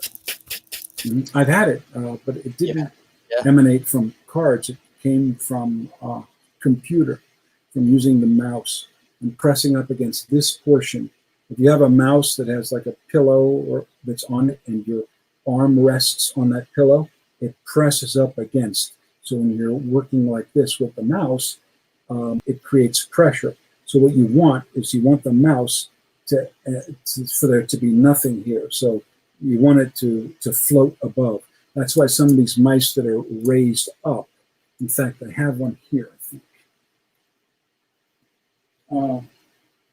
I don't have it. I got rid of it.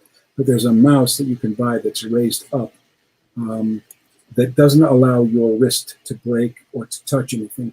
The wrist must be in the air so that it doesn't impede and it doesn't press up against this. Who was the other lady that lived in Japan? I just wanted to say thank you very, very much for your service. We really appreciate it. Pamela Perkle in Kansas City. Absolutely, wherever you were. Yeah. People do not understand. Let me give you a little insight into what happens. The last tour that I did, we were in Djibouti, which, believe it or not, is a real country. It's on the Gulf of Aden, on the Horn of Africa. It's south of Eritrea, east of Ethiopia, and north of Somalia. It's a tiny country, but it is a country with huge significance in Africa because it's on the Gulf of Aden and directly across from Yemen, what used to be South Yemen, Sana'a, where we have I'm not going to talk about it because I don't want people to be upset with me, but we have special operations there. Let's put it that way. And the base is a huge base. There's 5,000 troops on that base and people that serve them. It's 120 degrees. The humidity is unbearable, as it is in the Persian Gulf. And these soldiers live in, and we also stayed in, shipping containers that have been converted. Right? There's snakes there. When I arrived at the base, they said, Mr. Malek, please be careful. We have African carpet vipers. If you see one, if you see one, don't go near it and alert the authorities. And I tell you what, I said, don't worry. If I see an African carpet viper, the entire base is going to know. I'll be running around like screaming my head off. But you cannot go off the base. And so this base that seems to be, because there have been terrorist attacks, this base that seems to be huge, all of a sudden begins to shrink down and shrink down and shrink down. While we were performing, this group of guys that I went with, somebody had two things happened in two different tours. One gentleman said he was considering suicide, but by coming out and seeing the show and laughing, he realized that life was worth living. So we go through a lot of hell, believe it or not, to get to these bases, probably less than the service members. But let me tell you, doing that and all the hell that I had to go through to hear that one person say that we, not me specifically, but as a group, any kind of entertainment, helped to save someone's life. That's more money than I could ever ask for. It's all about, right? Right. And they spend a year there. So imagine you're a year on this base.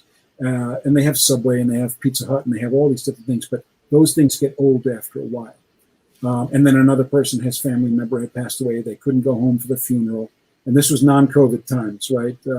So he just needed someone to take his mind off of his troubles back home. And he said that that's what the show did. Again, you have to realize that our troops that are in these bases all over the world, we have more bases than any other country all over the world. Some people hate that about America. Some people like that. But it is what it is. I'm not here to take a political side or anything like that. But it is what it is. And our troops really, my heart goes out. The USO especially, you go in there and you see there's banks of telephones. Anybody can come at any time and phone their loved ones for free. And then they have areas where you can take a book and read, and they videotape it, and they send that video back to the children there at home, so mommy or daddy can read their favorite bedtime story to them.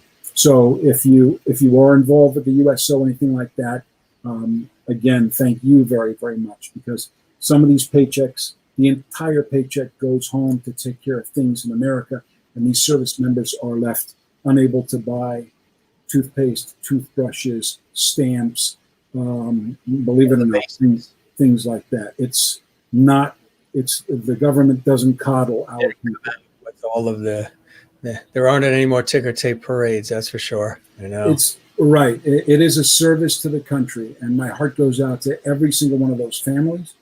And I mean, we have austere times now, but just think what those times must be for, again, those service members that are now even more isolated and stuck because they won't let them off of base, even in countries that they could go off base. Right. So, absolutely. Whenever you see our service members, we owe them a great deal of gratitude, whether they're here or they're overseas, doesn't matter. Same thing with our fire, same thing with police. I know there's this thing about police in general. There's never going to be the best of the best in everything. There are going to be some outliers in any industry, but for the most part, these are people that put their lives on the line. Fire, especially California right now. 50 wildfires just in Northern California alone. Heart goes out to all these people. It's a crazy one, that's for sure. It's bringing on everything you can think of. When you look at all of this, doing this for so many years, what are some of those things that continue to inspire you to want to do the work that you do that brings a lot of joy and excitement to others, like you just described? Right. I think that other than the paycheck, again, the travel is austere, even in America. You're just waiting to go on. Most of show business is waiting, and then when they need you, you better produce. So what keeps me going? People coming up afterwards, laughing, having a good time, saying that they enjoyed it, meeting different people from different parts of the world, from different areas of work, meeting more prominent people that I wouldn't ordinarily get to meet if I was in a kitchen. Again, it's not to say that those people, again, it's the mosaic of the world. We all play a part. We need everybody. But I believe my number one thing is meeting various types of people. I love to ask questions. I'm very inquisitive, almost to a fault. But being in magic has afforded me the opportunity, and being in show business in general, to meet people I would never, ever have an opportunity to meet, to ask them questions, and literally to have them in my telephone. If I need something or I want to ask a question, which I very rarely do. A senator is a good friend of mine, is my client. The former chairman of the SEC is a client of mine, one of them. I'm not going to mention who. And these are people that I have access to. I very rarely call them or what have you. I keep it more of a professional basis, but it's nice to know you can tap into some of these people that are geniuses too. I got to sit down with one of the astronauts that went on the space shuttle, and I asked him what it was like to take off. I also asked him, based on, it doesn't have a good track record, out of so many flights, you never know what's going to happen. What does it feel like when you're about to leave Earth? What do you do? Do you breathe the air in? You may not come back. Did you ever use this?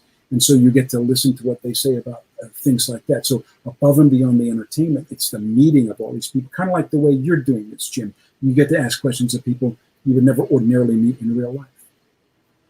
Mm-hmm. Even in your business that you're at, if you're behind the scenes, you don't have time to sit down with these people. They go from the green room to the stage, back to the green room, and they're gone. And you're there to facilitate their appearance or ask them questions that you need to ask them for a particular event, or to MC, to keep things moving along. So it doesn't afford, people don't see the opportunity, people don't understand how businessy show business is. All the work that goes on, the preparation, and then there's all the wiring and the technical and the lighting and all the aspects. And it really takes a team of people. The work that I do for on public television and all the other stuff that I do, the travel series, the lifestyle show, the radio show I did 18 years on iHeartRadio, the news magazine show I do in New York, this show, everything that I do, there's so much work that goes into it. And the key is to make it all look just like with magic and entertaining, to make it look effortless. You're not there to make it look like It's something that they have to try to necessarily dissect too much. They might, with magic, they might try to figure it out, but the overwhelm of shock and awe of what they just saw sort of overrides that, which leaves them with this feeling of, wow, that was really worth the price of admission. That was really incredible. And that's what we aim for. And we make it look like when you were just going with Nippon television, like it was nothing. You're like, okay, yeah, oh, it's sunny out today. I mean, that takes skill. That takes years of doing that. And you make it look effortless. And that's what we all try to do. But behind the scenes, all the preparation before the lights turn on you and on me, preparation we're involved in is extraordinary. Right. Yeah. Like I said, there were 6 people there in that room. There was a couple of camera people. There was a makeup artist. There was the host. There was a translator, and there was a director as well. I think that's 6. And they were jet lagged. I mean, it was hell for that crew. Yeah. But you didn't see it. That the host, that young man with the big hair, I mean, he couldn't stay awake through that thing. Probably wiped out, yeah, because they flew. They flew all the way direct to Tokyo, bang, in a hotel room. To L.A. In Beverly Hills, yeah, shot it and got back on an airplane and went back. Right across. Yeah. Yeah, you know what it cost to bring those people here? Yeah. Oh my goodness. Yeah. Yeah. I don't think they flew first, but if they flew business, a tremendous cost to bring all that equipment and then to rent the. It was not inexpensive to rent that. Would have gotten now, but now they could have had it for free. Just eat the food, right? Yeah. Please just come on. We need to fly with somebody on this plane. That's it. Yeah. Well, David, when you look forward at everything, what are some things that you haven't done yet that you would like to do still? Well, that's an interesting question, and I've had a lot of time to think about it. And what I'm eventually going to end up doing, instead of going to places that employ me, for example, the Magic Castle or Marvin's Magic Theater in Palm Springs, or the House of Cards in Nashville, or the Magic Castle Cabaret near Santa Barbara. What I'm going to do is I'm going to take this, what I have, the comedy and the magic and the cooking on the road. And when things get a little bit better, going to get a tour bus and tour around the country and rent a black box theater and have people that are fans that are from YouTube, things like that, come and see me. And each week we're maybe in a different city or in a different state, and I'll come over and cook with you, and we have our little reality show essentially, and then a show in the evening time with magic and comedy and audience participation.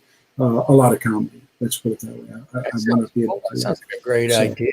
Very interactive, and because you like to interact with people. You're not just saying, "Hey, look at what I'm doing" from afar. You like to really interact with the audience, kind of like I do. I'm very interactive. Yes, I believe that we're both on the same page and we're on the same boat with regard to that. I think that meeting people in person and being able to actually witness the magic, like I was mentioning, you're not going to get those reactions from, those are genuine. I mean, you can't fake those reactions from people, from me doing something online. You see a lot of these online magic shows, and I got to hand it to these kids that pivoted, and I call them kids. I call everybody kids. They've pivoted, and they've done a great job at it. Obviously, it's the same thing across the board. Some is excellent, and it runs the gamut. But remember, too, a lot of these are kids' shows for families, for kids that throughout the COVID don't understand why they can't play with their friends, or they do, but they don't really understand. And so it's a way to bring them some joy and some happiness.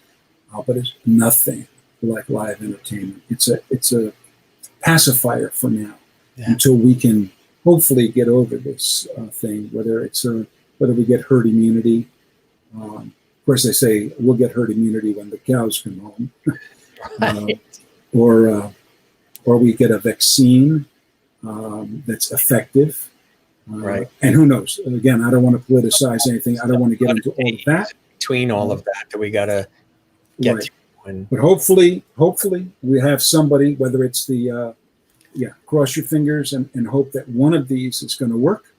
We've invested millions of dollars in various companies because we don't know what's going to happen and who's going to come up with something that might work. Even 50% effective would help us. And Linda wants you to come to St. Augustine, Florida. She would surely come see you. Oh, absolutely. I have friends on both sides, on both coasts. Yeah. And I can't wait to make it back there. I love Tampa. Where were you originally? Pardon me? Where were you originally from? Well, I've lived most of my life in California. I wasn't born in this country. I'm an immigrant. Where'd you come from? Where was the family from? Persian. My mother's Italian and my father's Persian. But my mother's Italian-American. She was born in Philadelphia and lived in New Jersey and New York. And my parents met on a blind date in New York City. Believe it or not. So you've got ties to a lot of places, which is... I can't go back. I mean, my father worked for the government prior to the government that's there now. Yeah. And there's no way I could go back. If I go back, I get stuck in jail. Totally. But I was a kid when I came here. America's my country. California's my state. Southern California's my area. Orange County's my county. I love it. I wouldn't... Again, a friend of mine that's Persian told me, he goes, if they find out that you went and entertained the American troops in the Middle East, you go straight from the airport directly to the jail. And so even though I'd like to go visit the country again, all my family's out of there. Everybody's come out and immigrated illegally, by the way. And you can tell I don't speak like I'm like, if you saw me, all the parts that I would ever get are Italian mafia heavy sort of things. If you met me in person, you'd never guess my background and my lineage. And I don't very, very, very rarely talk about it. But I have no ties to the country. The regime has to change. But I think across the board, no matter who it is, whether, we have a problem with the Chinese government, but we don't have a problem with the people of China. I don't think they're very hardworking people. Same thing with the people of Iran. Same thing with the Russians, what have you. Mm-hmm. The world is made up of people that, believe it or not, travel will teach you. We're the same. We cry, we laugh, we love. Right. It's only ignorance and prejudice that separate us, and we shouldn't allow that to happen. We're humanity. One day there'll be interbreeding of everybody, and we'll be the human race as opposed to any kind of stupidity that is out there. Danilo says, "Come to San Diego." San Diego. I'm in San Diego more often than you think. I love San Diego. One of my favorite cities. Thank you for spending time with us Jennifer, tonight. thank you for spending time with us. Thank you for sharing your life story. Truly amazing. My pleasure. She loves that as well. Well, this was great, David. We really appreciate all this time. We're almost 2 hours like this. And is it 2 hours already? Would you believe it's almost 9 o'clock Eastern? Wow. Unbelievable. It went by fast. Unbelievable. And that's perfect. That's how I like it to be. Even in my professional work, when I interview people or we're in studios, television, radio, we'll have these, very important conversations. And everybody will say, my God, it felt like it was 20 minutes and it was an hour, hour and a half, 2 hours, 3, whatever it is. And that's what I try to do, is make it easy, comfortable, welcoming, non-threatening, fun, light, but yet get to the core. You can do it where it's light, but also get to the core and get to the true things that inspire people by being light and having some levity and not having it just all this way, all serious or all, joking around. I like to have a blend because it shows the humanity and the true essence and authenticity of somebody. Yeah, absolutely. I'm in the same boat with you. I think keeping it light and keeping it fun. What we should do is I should do a trick for you and then teach your audience how to do the trick. How does that sound? It sounds good. All right. Yeah. So this trick requires only your imagination.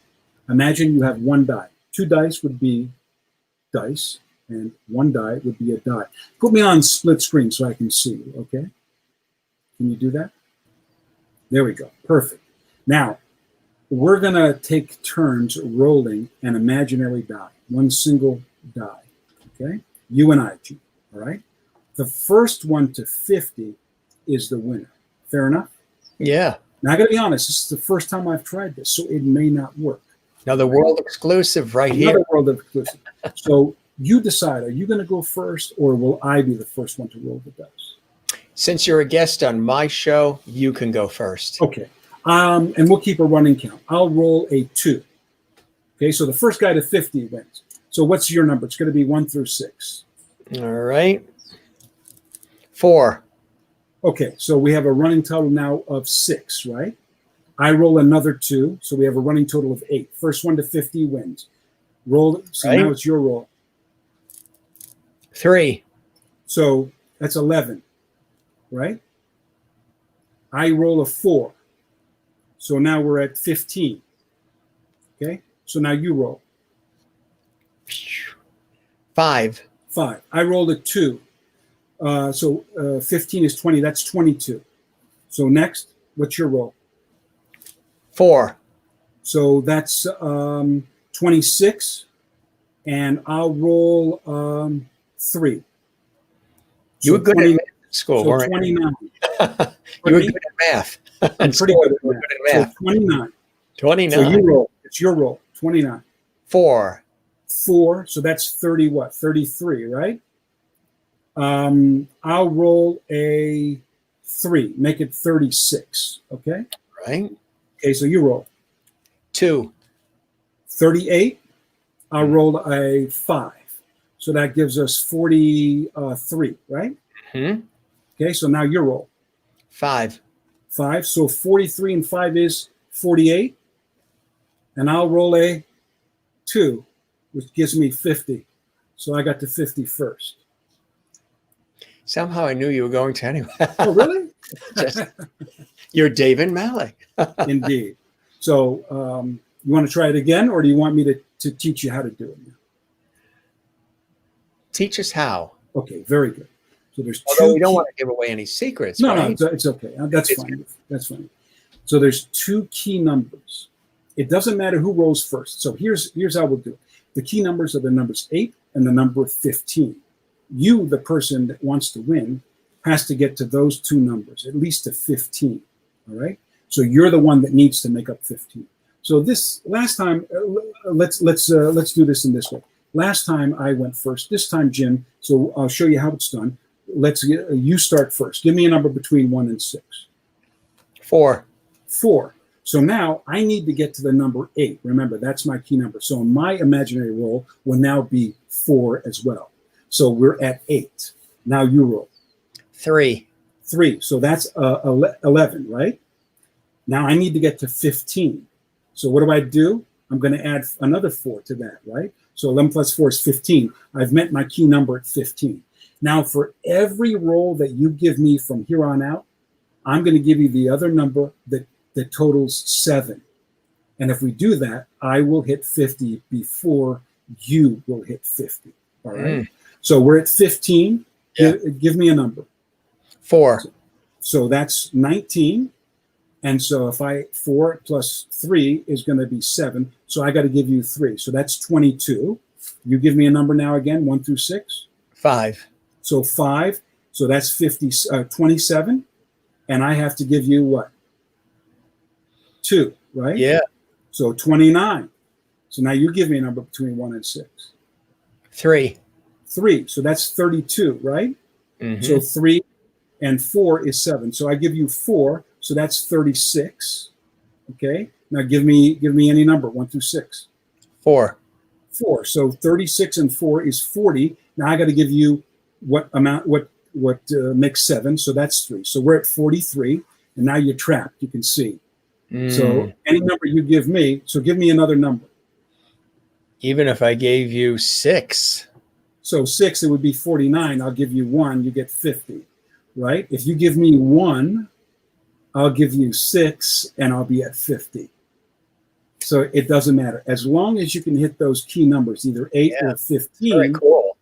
And every number that's given to you after that, you just add enough to make it 7. You will constrain that other person and reach 50 first. So it's kind of a dice game to come in with sort of the gambling theme that we have here, but it's also an interesting puzzle for those people that are mathematically inclined. Yeah, that's really, really cool. It's And an if anybody isn't mathematically inclined, by the time they're done, they will be more mathematically inclined. Well, 7 is, I mean, that's an easy one because we know the dice of the opposite sides of any die total the number 7. So it's easy to, it's education. Secret numbers. Ooh, yes, Jennifer. Secret numbers. A virtual dice win. Yes, Linda. A vertical. Well, you must have meant to say virtual. I used to do proofreading also for a newspaper, so I can take that and my eye sees what it's supposed to be, which is virtual, even though it's not correct. Right. See, if I was in a newsroom and we had to do a news story and we had to proofread and get it quick, I would automatically be able to see that that is supposed to say a virtual win, dice win. So my eye looks at that. My eye autocorrects. That's very cool. And I do that from a lot of years of being on the air where I'm handed stuff I've got to read quick and it might be misspelled, but I somehow autocorrect it before it comes out of my mouth, which is a key because these days a lot of people say things they shouldn't say coming out of their mouth when they should autocorrect. So I autocorrect. I think we've all been accused of that. I don't have any problems because I autocorrect. My eyes see it and they correct it. And like Linda says, autocorrect, don't you just love it? LOL, yeah. That's it. And here's a big one. Wow, this one covers your face. Thanks, David, for an inspirational evening, learning more of your career, sharing your jokes with us, cooking tips with a mix of magic. Thanks for helping us laugh and smile. This conversation was informational as well. The fascinating clips showed your expertise. This was a deep, meaningful conversation I enjoyed. To end with tricks, tips, cool. Ladies and gentlemen, Christine Clifton, my agent.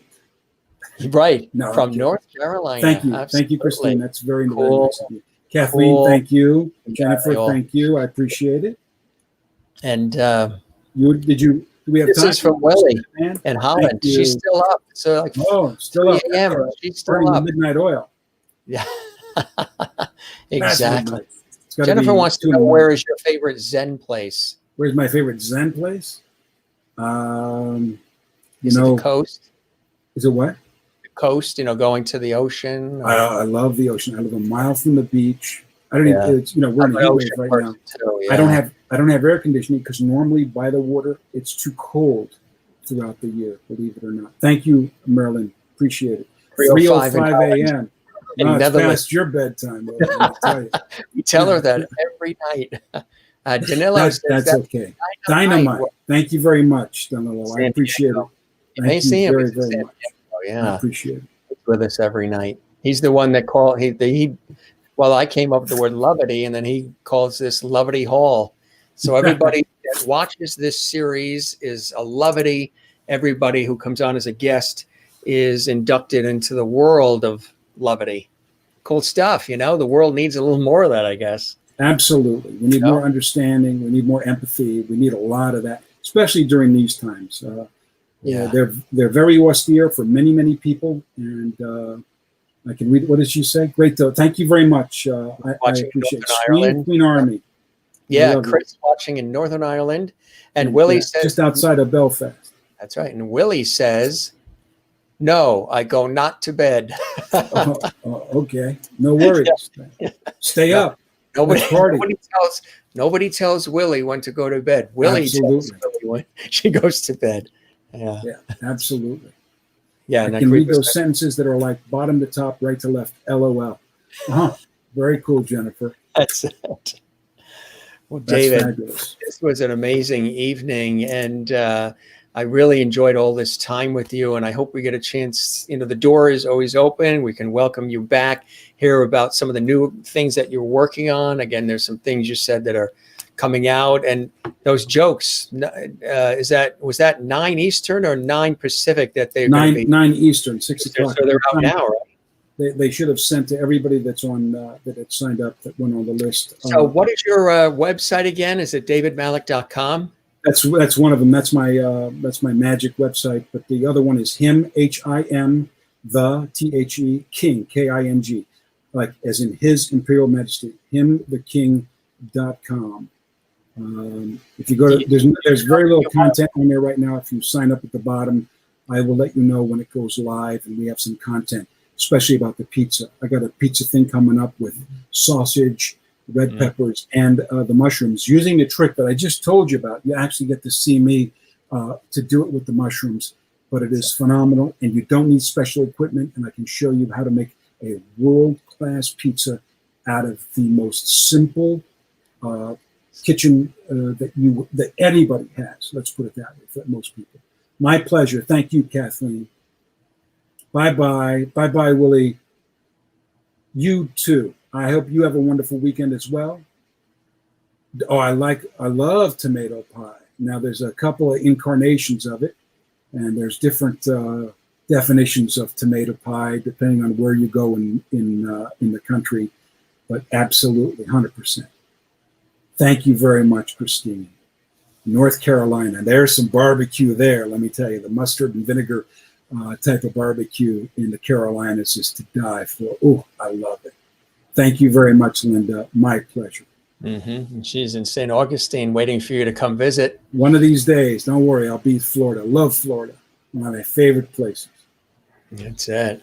Well, thanks for this time, David. This was really great. And I wish you all the best and of good health and continued success.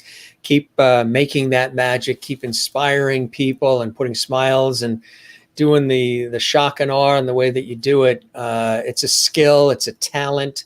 You do it for the science and art of doing it, but you do it because it lifts people up and it inspires people and it takes them away, just like why I do what I do. It takes them away from the everyday, chaos, negativity, humdrum of life, which is really, really important. And now Willie wants you to come to Amsterdam. You come to Amsterdam. Absolutely. I will. I get, these days, who knows when I'm going to be back in Europe, but pizza, just make sure it's thick crust, please. Yeah, everybody has their own, and there's no better. People say, "Oh, I like New York. I don't like thick crust. I don't like this and that." You know what? Done well, they're all sublime and they're all phenomenal. They all have their place.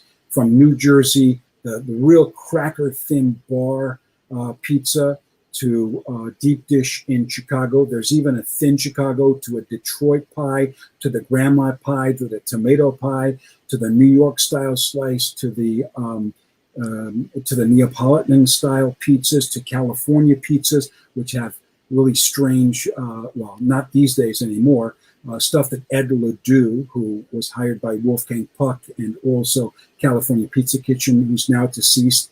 I mean, that guy opened a genre of pizzas. It's just phenomenal all the way around the block. Jim, thank you very much for having me as a guest. I really appreciate you doing what you do by bringing levity and fun and love to everybody and to lifting all of our spirits, and by moving your show in a positive direction to bring, fun to the world, especially during these more austere times that hopefully we'll get through in a very short period of time. And that hopefully you and I one day will meet face to face and get to shake hands and share a few laughs as well. We'll do a real toast, break bread, and absolutely. I look forward to that day. David, you're really terrific, and I'm so glad Dwight connected us, our mutual fantastic friend. And he's a great man. There's no doubt about it. I love that guy. I love him. He's just phenomenal. Absolutely. And you be well. You stay well out there in Southern California. And if I'm out on a TV shoot or something eventually, because I do go out that way a lot, I'll let you know. And if you're back east, let us know, and we'll maybe get together in New York or somewhere. Absolutely. But it was a pleasure, my friend. And thanks for all the time and, really getting, deep about a lot of these cool subjects, as well as having the levity and really showing us a little behind the scenes of what you do as well. And opening that up. Not everybody is willing to share and be so authentic like you were tonight, but makes a difference, and we really appreciate it. Thank you very much for having me. I really appreciate it. It was a privilege and an honor. And I know you had guests all the way through October already. You really got them going on. I applaud that. It's a standing ovation for you, for what you've done and how hard you're working at this. I wish you all the best. Thank you, David. I appreciate that. You take care. You be well now, okay? Good night. Thank you very much, everybody. Good night. Take care. We'll see you again soon. Bye-bye. Bye-bye now. Terrific guest, huh? It was really inspiring and very cool to talk with David and have the conversation going in a lot of different directions that you might not even have expected, which was really, really cool. And talking about some of the things that he's done with so many different organizations. I love what he's done with the military, supporting the troops as well, through his magic, through his talent. When you're able to take your craft and take your talent and lift people up and inspire them and also get them thinking. You know, of course, everybody tries to figure out the magic and everybody goes, how did he do that? Let me watch his hands. What did he do? That's cool because that gets the creativity and curiosity and the blood flowing. Gets people, I mean, you saw, if you just joined us late, I mean, look at some of the reactions of people when David does this thing. Not only are they in awe, but they're happy. Their minds are completely off the troubles of the day, you know, the crazy stuff that goes on. Maybe except for that guy. He might have lost something at a slot machine earlier. But I mean, these reactions are just, you know, that's a classic one. That one is just like nostrils, mouth, eyes, everything open. That's 100% there. But look at this. She's like, oh my God, Madone, you've got to be kidding me. Oh my, to the moon. That kind of reaction. That's very funny. She's like, are you serious? Oh my God. Did this just happen? You know, and that's kind of, I mean, right here, look at her. She's like, it's really incredible, the reactions. So if you do get a chance, and of course, this one is very meaningful as well. If you do get a chance to see him when he is back out and about, and he's talking about doing some traveling across the country, that would be fantastic. Thank you very much, Christine. What a special show. Terrific, unexpected surprise as to how deep the conversation with us all was. You know, it tends to happen that way with me. You notice we get a little deep as well as have levity and so much more. And good night, all lovities, by David and Mr. Loverty. Thank you very much, Danilo in San Diego. David was great, nice guy, absolutely. Kathleen there in New York City. Jennifer Barry, David is a cool guy, absolutely. I agree 100%. Nice comments coming in here. And Chris in Northern Ireland, Scream Queen Army. Great show tonight. Also want to say thanks for following me on Twitter and Instagram. Much appreciated. And you did it back and you're following me on YouTube. And I appreciate that as well, Chris. That's what it's all about. We're in this together, right? Everybody helping one another. Not everybody thinks that way. I mean, I wish more people thought that way. Not everybody thinks that way, but you do and I do. And and David does, and our other lovities here do as well, which is really cool. And that's what it's all about. That's what you should do. Everybody support everybody. Salute the military as well. Jennifer says, thanks, Jim and David. Appreciate that. Gang, thanks for being with us. I want to show you, we've got an amazing week continuing here of guests. Tomorrow, Artie Hoffman is with us. Artie Hoffman is going to be amazing. He is a renowned psychic medium, speaker, author, and healer. Get your questions ready because he's also very interactive. Artie Hoffman is here tomorrow, live, exclusively at 7 p.m. Eastern, 4 p.m. Pacific, or for Willie, it's like 1 a.m. in the Netherlands. And our viewers in New Zealand and South America, New Zealand, it would be morning. But Artie Hoffman, again, renowned psychic, medium, healer, speaker, author. He resides in New Jersey. He's going to be with us live tomorrow. Then Friday. Friday's going to be an amazing show because on Friday, this is Jack O'Halloran. Jack O'Halloran is an award-winning actor, Superman, Superman 2, you name it, multitude of incredible movies, but he's also a former heavyweight boxer. That's right. And he went up against some of the big ones. And we're going to talk about his career as a boxer and a respected actor as well. This is Jack O'Halloran. He's a legend. He's going to be on the show on Friday. On Saturday, another incredible actress is going to be with us. This is a fabulous actress, Suze Lanier. She was in the movie The Hills Have Eyes. Yes, and that was a scary movie. I remember seeing that one. And she was also on Three's Company and Welcome Back, Kotter, and a ton of television shows and films and movies. She's here on Saturday night. On Sunday, this is a dear friend I've known for many years through my work on PBS.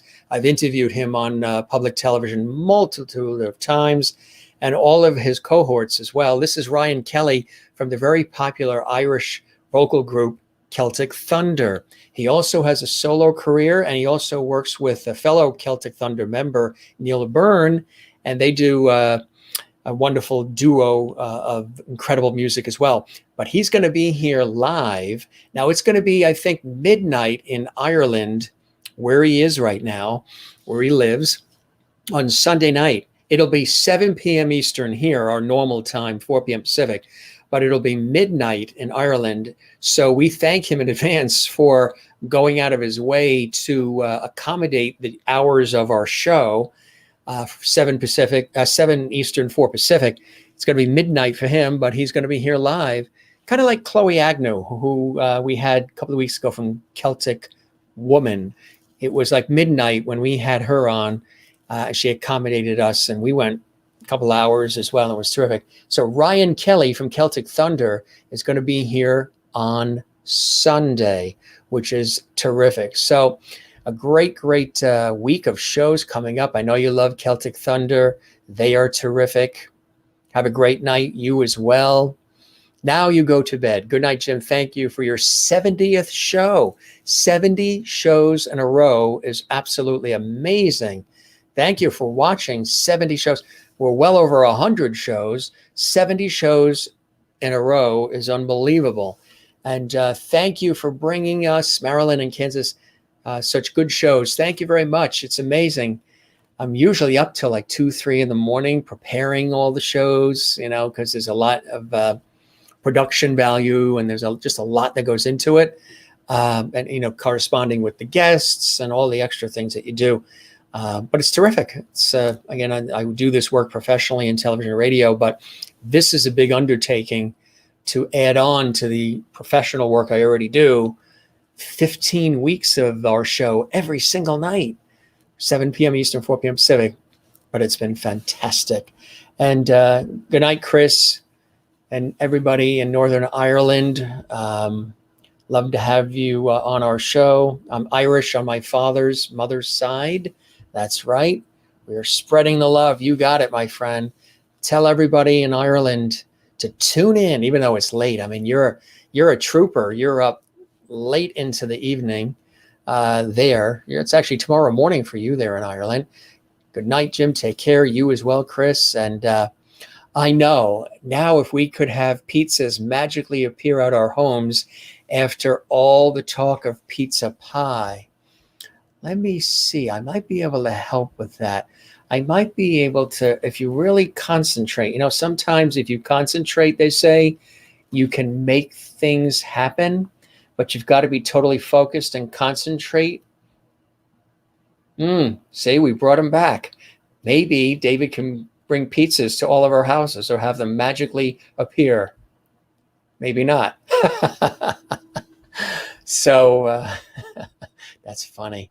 That's I love that picture because it's just a perfect cutout. I don't know how he did that, but it's amazing. Everybody's saying good night to everybody. Good night, John Boy. It's like the end of the Waltons. Bye, everybody. Good night, Willie and Linda and everybody. Good to see everybody. And as I always say here on the show, relax, breathe, love one another, take care of one another, be good to one another. Not every day is going to be perfect. It's not going to be a bed of roses every day. But if you put a smile on somebody's face and they put one on yours, that's a beautiful thing. So breathe from the diaphragm.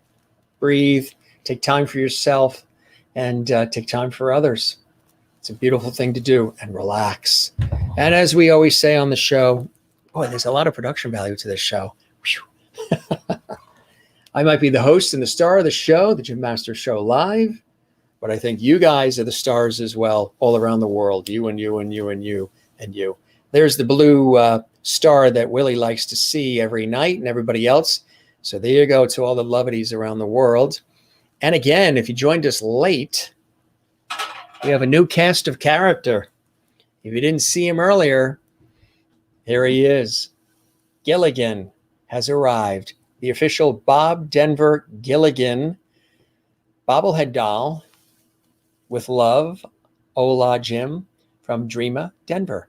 Bob's lovely and talented wife, who's a dear friend, and we interviewed her just a couple of weeks ago. And you go back in the archives and see that exquisite, epic, extended interview with Dreama Denver. We talk about Bob, and we talk about her career and her family and her life and Bob's and theirs together. So a new cast of characters.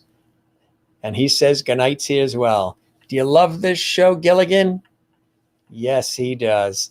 So he's going to hang here with George Burns and Jeannie for the rest of the night, and Jimmy and Silver, while we go off and have a fudgesicle. We're reliving our childhood and work on the shows for tomorrow and the rest of the week. New cast of character. Gilligan says good night to all of you.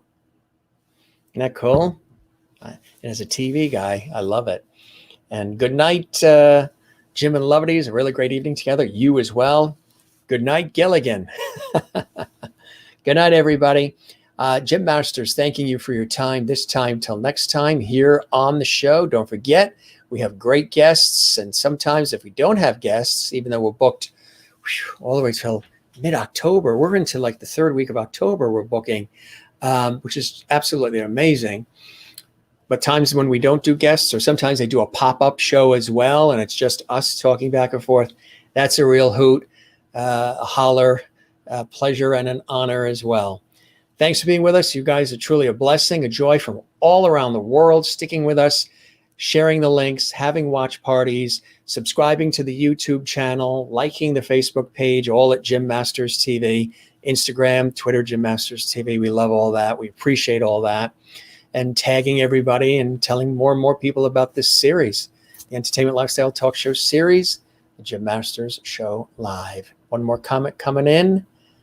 Night to you as well. Jennifer, you take care. You have a wonderful evening as well. Thanks for being with us, everybody. We're going to sign off. Wherever you are around the world, you be well. You take care. Try to put a smile on your face, even if you're down. If you don't by tomorrow evening, well, we'll be here to do it again for you. I'll be here. I hope you are as well. To everybody, have a good night. We love you all. Take care for watching. Thank you for watching, and take care of one another. It's very important to do that every day. We'll see you tomorrow. Good night.